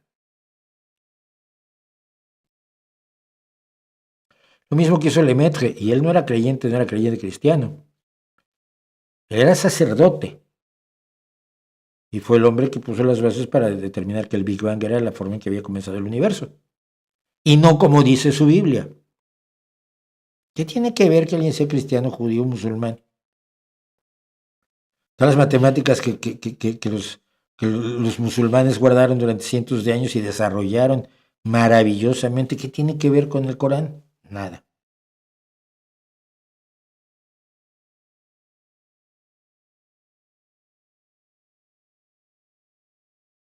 Si es un fraude, si te refieres a mí, probablemente. Bueno, vamos a regresar a lo que quería yo hablar, porque luego tenemos que ir, y nos vamos a hacer tarde, a los comentarios. Miren, hay un fenómeno que cualquiera puede ver si tiene internet y lo usa, pero sobre todo si va a TikTok o va a los shorts de YouTube o va a Instagram. Y es que hay gente que toca muchos instrumentos de una manera impresionante, que hace los solos de guitarra más difíciles que generó la historia del rock, con una soltura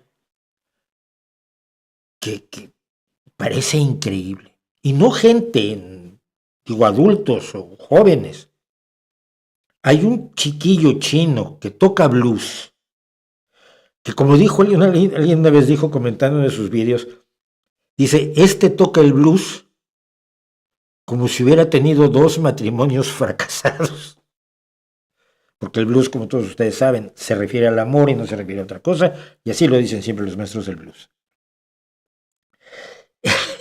Y hubiera salido, si 2 matrimonios fracasados, y hubiera salido de una adicción al alcohol. O sea, el niño toca el blues brutalmente, y tienen ustedes cientos, literalmente cientos de grandes guitarristas, grandes bajistas, grandes pianistas, grandes flautistas, grandes clarinetistas, grandes bateristas, que hacen las cosas más difíciles del mundo en sus instrumentos. Y de allí muchas personas me han salido con que, pues entonces que es muy fácil hacer lo que hacían los grandes del rock. Y no. Te voy a decir por qué. Y es una reflexión que quiero compartir, igual estoy equivocado. ¿Cuántas personas hay que interpreten maravillosamente la suite de cello de Bach? Muchísimas. Sí, Yo-Yo Ma es el mejor de todos los chelistas del mundo, pero hay multitud de chelistas que tocan divinamente todas las suites y todos los conciertos de Bach. Muchísimos, en todos los países, prácticamente en todas las ciudades. Hay gente capaz de tocar a Vivaldi, hay gente capaz de interpretar a Chopin en el piano, gente que tiene la enorme capacidad de mostrar un talento interpretativo brutal. Puede tocar los caprichos de Paganini. Cuando Paganini los inventó, la gente decía que estaba embrujado, que le había vendido su alma al diablo y que el arco que usaba se lo había dado el diablo porque era imposible que tocara cosas tan complicadas. Era el señor Niccolò Paganini, que era una especie de estrella de rock en su momento, ¿eh? Y hoy hay miles, si no es que cientos de miles de personas que pueden interpretar los caprichos de Paganini. Esto nos dice que hay un enorme talento interpretativo, que qué bueno. Pero ¿cuántas de esas personas pueden escribir los caprichos de Paganini, las tocatas de Bach, los conciertos de Beethoven? Muy poquitos. Y esto se combina con otra cosa que yo he oído mucho, personas que ven una banda y dicen, ya, pero el baterista no es tan bueno, hay unos bateristas mucho mejores. Ya, pero es el que escribe las letras de la banda, fíjate. No es el caso de Neil Peart, porque Neil Peart, aparte de escribir las letras, era uno de los 3 mejores bateristas de la historia. Pero estoy hablando de otros, ¿no? Ni es tan bueno, porque fíjate, en internet hay uno que...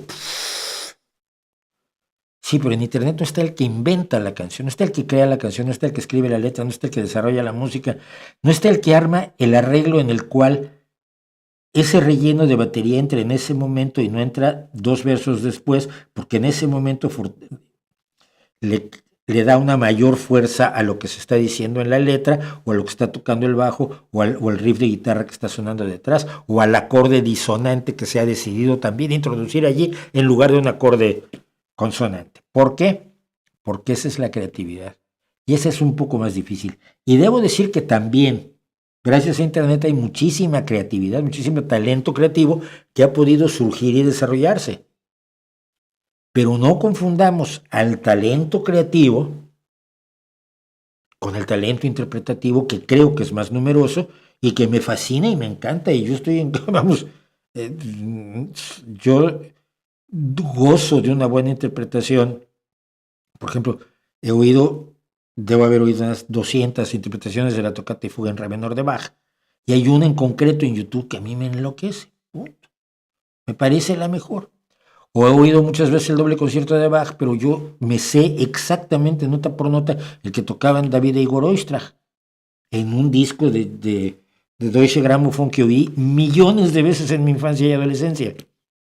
Y entonces cuando oigo en otro contexto el doble concierto de Bach para 2 violines y frasean de un modo distinto, mi oído llora, porque quiere que sea igual a aquello.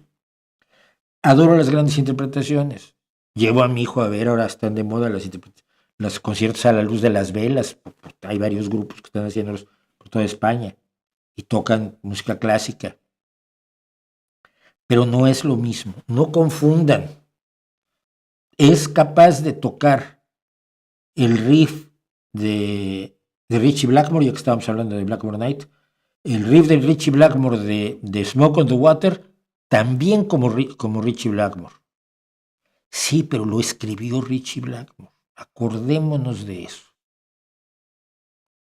Y para terminar con esto, por supuesto, un chiste que me acaban de contar, de cuando murió Mozart, y Mozart va al cielo y le dice: Dios, finalmente has llegado, tú que eres tan maravilloso, ahora tú vas a dirigir la Sinfónica del Paraíso. Y Mozart dice: hombre, qué bien oí, pero... ¿y Bach? Y entonces Dios se voltea y dice: Bach soy yo. Y vamos porque hoy sí van a... esperemos no alargarnos demasiado, pero vamos a nuestros comentarios temerarios.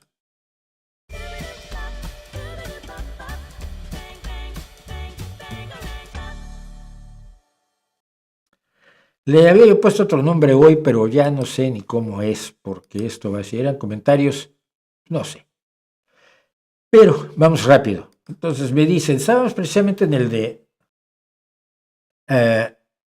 si cae Ucrania, lo que dije la semana pasada sobre si cae Ucrania, ¿qué vamos a hacer? Es un decir.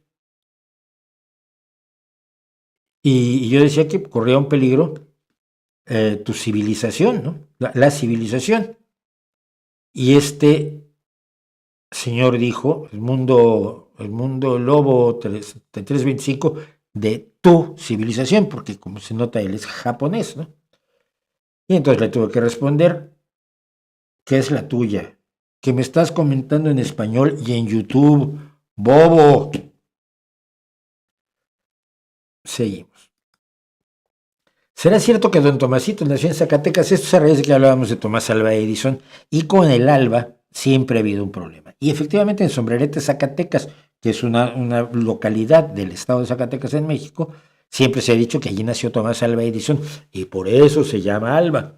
Esto es un error fundamentalmente porque en Estados Unidos no se usan los dos apellidos. En Estados Unidos se usa un apellido.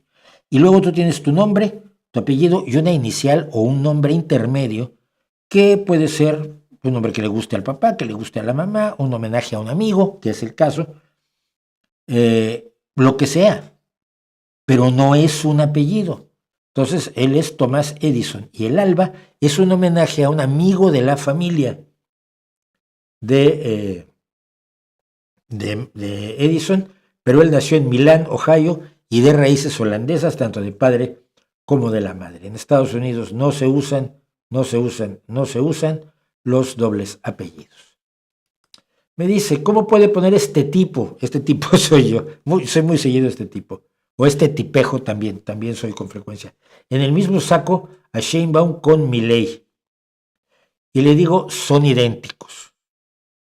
Entonces él me contestó, esto ya no lo puse allí. Bueno, continuaré siguiéndote porque desde luego tienes pensamiento crítico y estás más cerca de la verdad que cualquier mortal, lo cual es un exceso también, debo decirte, ¿eh?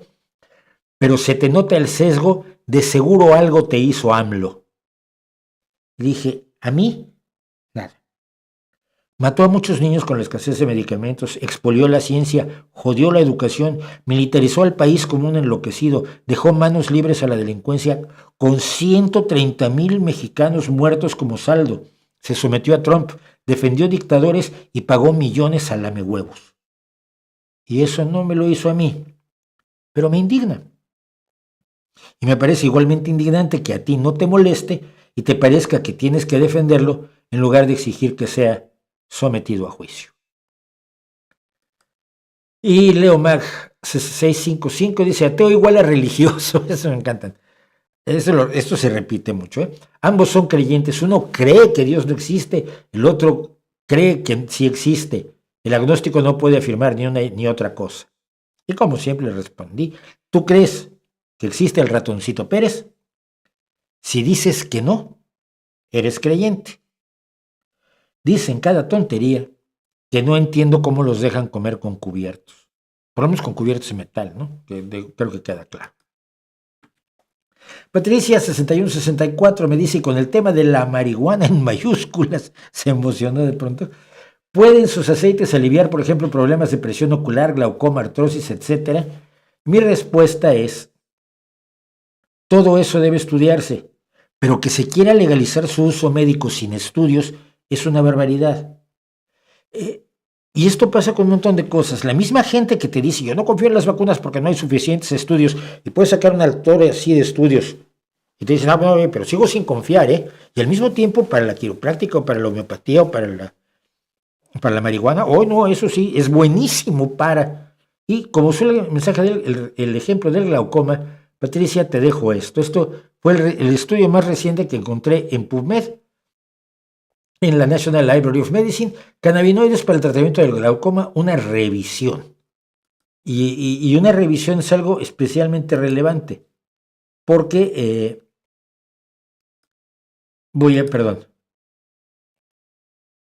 porque lo que hace es tomar un montón de estudios y compararlos. El glaucoma es una enfermedad ocular, los derivados naturales y sintéticos de las plantas de cannabis han sido estudiados en el tratamiento del glaucoma desde la década de 1970.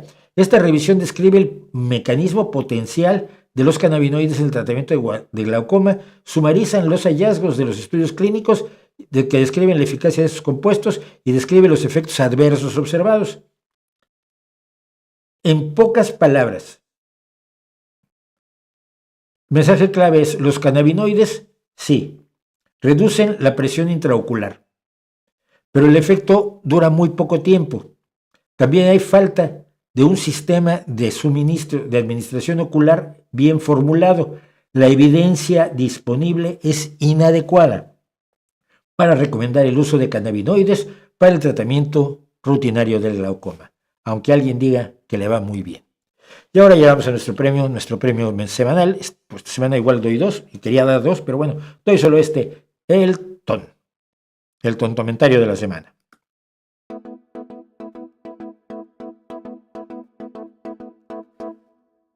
Y el tontomentario de la semana es para Bolobolos 8330. Bueno, al menos es inteligente y no pone su nombre, luego avergüenzan a la familia, ¿no? Ay, si mi hijo está escribiendo estupideces en YouTube.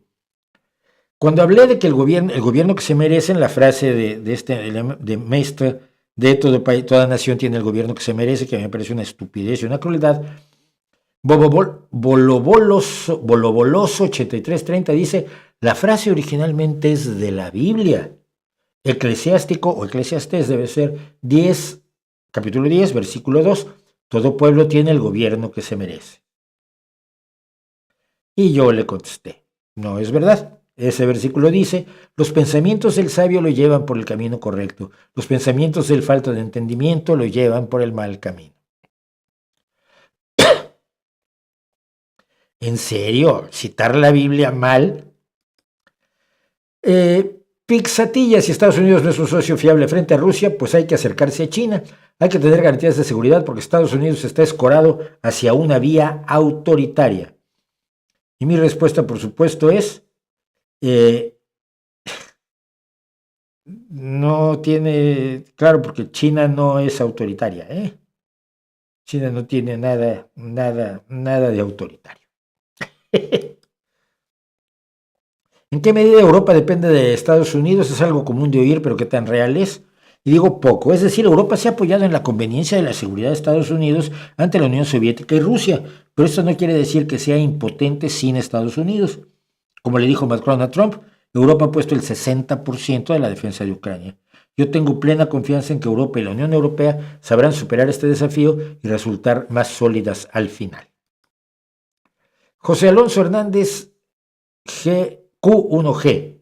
En México los templos son propiedad del Estado, igualmente en Ecuador. En consecuencia, en todo México los templos no son de la iglesia únicamente administra. Y esto es por lo que hice por el video de ayer de la iglesia, de qué tan rica es la iglesia católica. Y la respuesta es sí, pero están las miles de hectáreas que desde mediados del siglo XIX posee la iglesia con prestanombres, tanto rurales como urbanas, además de escuelas, universidades, residencias de sacerdotes y monjas, etcétera, etcétera, etcétera. A raíz del decreto de nacionalización de los bienes eclesiásticos de Benito Juárez, del que hablábamos en este video precisamente, la iglesia registró a nombre de sus más queridos fieles, de sus más fieles, un montón de inmuebles que esos fieles saben que pertenecen a la iglesia. Yo conocí a una señora cuando yo estuve en el Opus Dei. Bueno, yo me acerqué, estaba cerca del Opus Dei, porque ella era del Opus Dei, mi madre era muy amiga suya, y mi madre me llevaba con los hijos y acababa yendo a retiros del Opus Dei. Empecé a hacer excursionismo y montañismo subiendo un cerro ahí con el Opus Dei. Pero esa señora tenía a su nombre la casa donde vivían los del Opus Dei, pero no era de ella. Ella estaba prestándole el nombre a la iglesia. Esto funciona mucho así, por desgracia. Sobre el mismo tema, por cierto, me dicen: he visto documentales que Constantino nunca se bautizó como cristiano, murió en su religión. Y le digo: mira, ves documentales malísimos. El Papa Eusebio bautizó a Constantino en su villa de Nicomedia el 22 de mayo del año 337.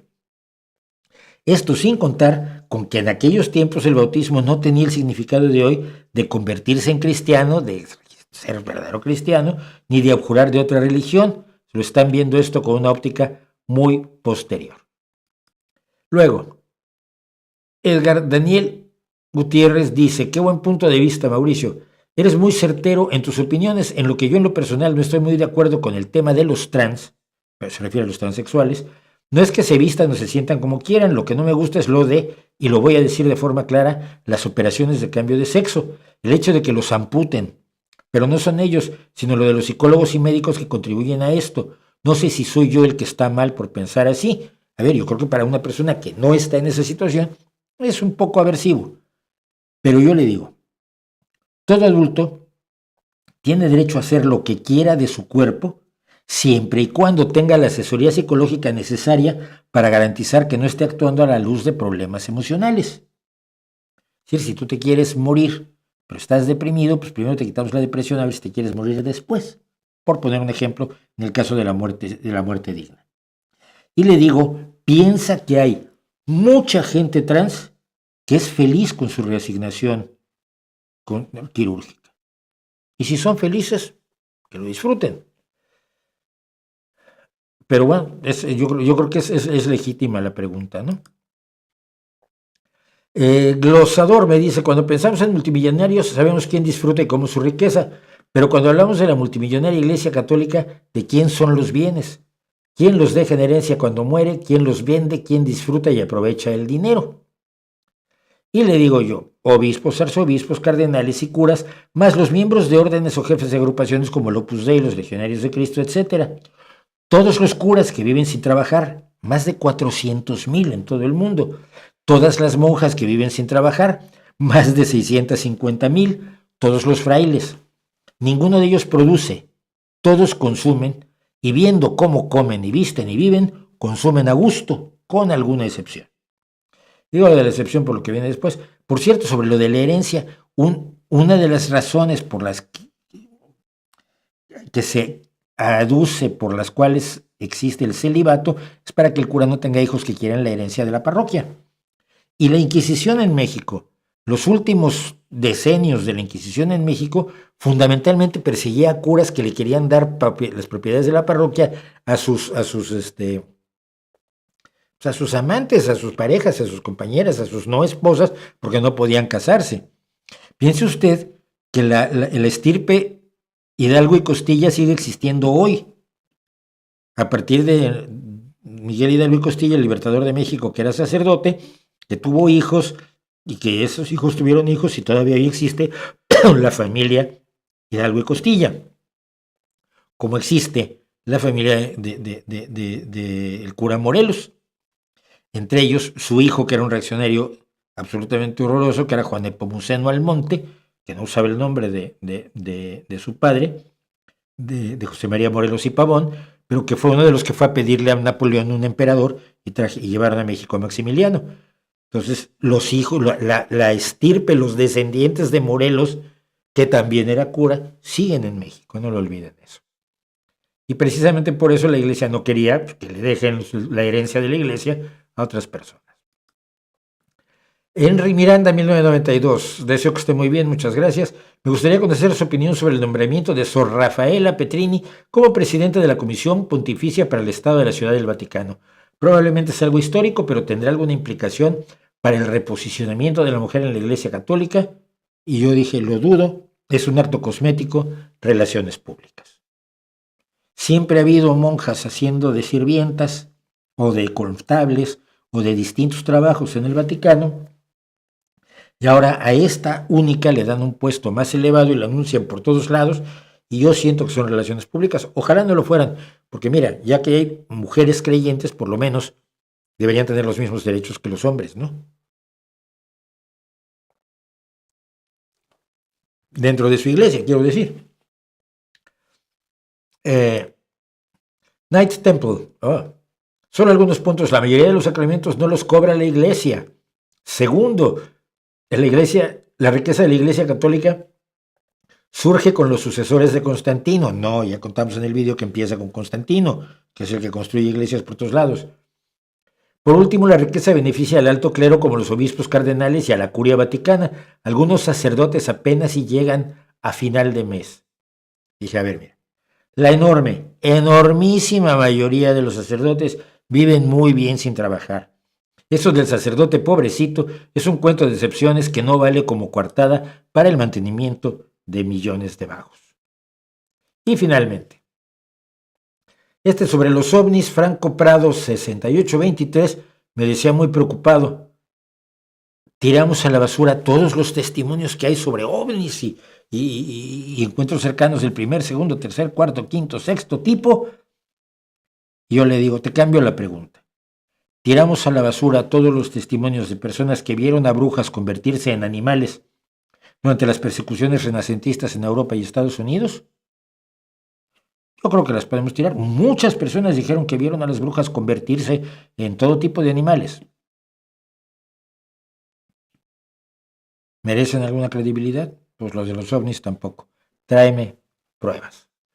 Y llegamos así al final de esto, que es lo que es, y que estuvo realmente metido en líos hoy, complicadísimo. Bueno, nuestro Substack, por si quieren leerlo, y por supuesto luego voy a hacer membresías de pago, a ver si conseguimos sacar adelante este canal, porque bueno, estamos tratando de ganar dinero por todos lados, menos patrocinios. Me han ofrecido un par de patrocinios, solo.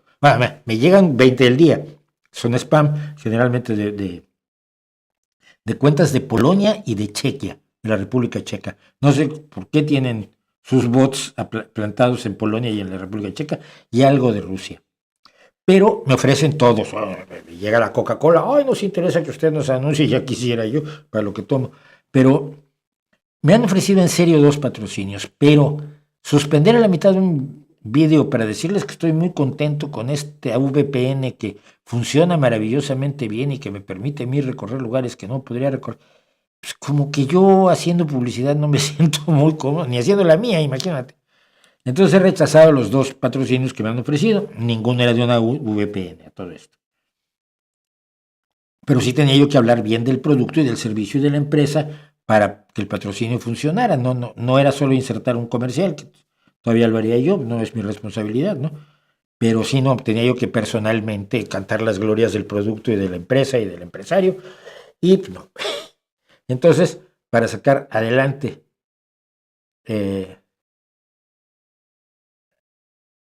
el canal, pues los necesito a ustedes. Somos en este momento 248, 219 les gusta, 4 no les gusta, y a 25 lo están pensando. Una última cosa, Oscar Torres, dices que hay analistas geopolíticos de la YouTube esfera facha que hablan de Europa como un conjunto de estados fallidos. No entiendo esa necesidad de vender miedo, terror y mentiras. ¿Crees que hay que regular la red? Sí hay que regular la red, pero fueras tan amable de mandarme a nuestro correo, que está aquí en la descripción del vídeo. Tienes el correo rvdsqs@gmail.com, del Rey va desnudo, cosas que sabemos. Puedes mandarme los nombres, por lo menos de algunos de esos, de la fachósfera youtubera. Muchísimas gracias por acompañarme, muchísimas gracias por compartir conmigo, por conversar conmigo, por proponerme cosas, por decirme cosas, por estar aquí y por no estar allá. Nos vemos la próxima semana. El miércoles no sé si voy a tener un video de una conversación que tengo pendiente por publicar, o qué vamos a hacer, misterio, sorpresa. Sintonícenos el miércoles a las 6 para ver qué vamos a hacer, y el jueves a las 7 de la tarde, como siempre, estaremos aquí dando lata, cayendo mal, poniendo en cuestión cosas que a la gente le parecen lo más normal del mundo y que no debería parecérnoslo a todos. Y mientras tanto, de aquí a entonces, ahí les dejo mi reputación para que la hagan pedazos.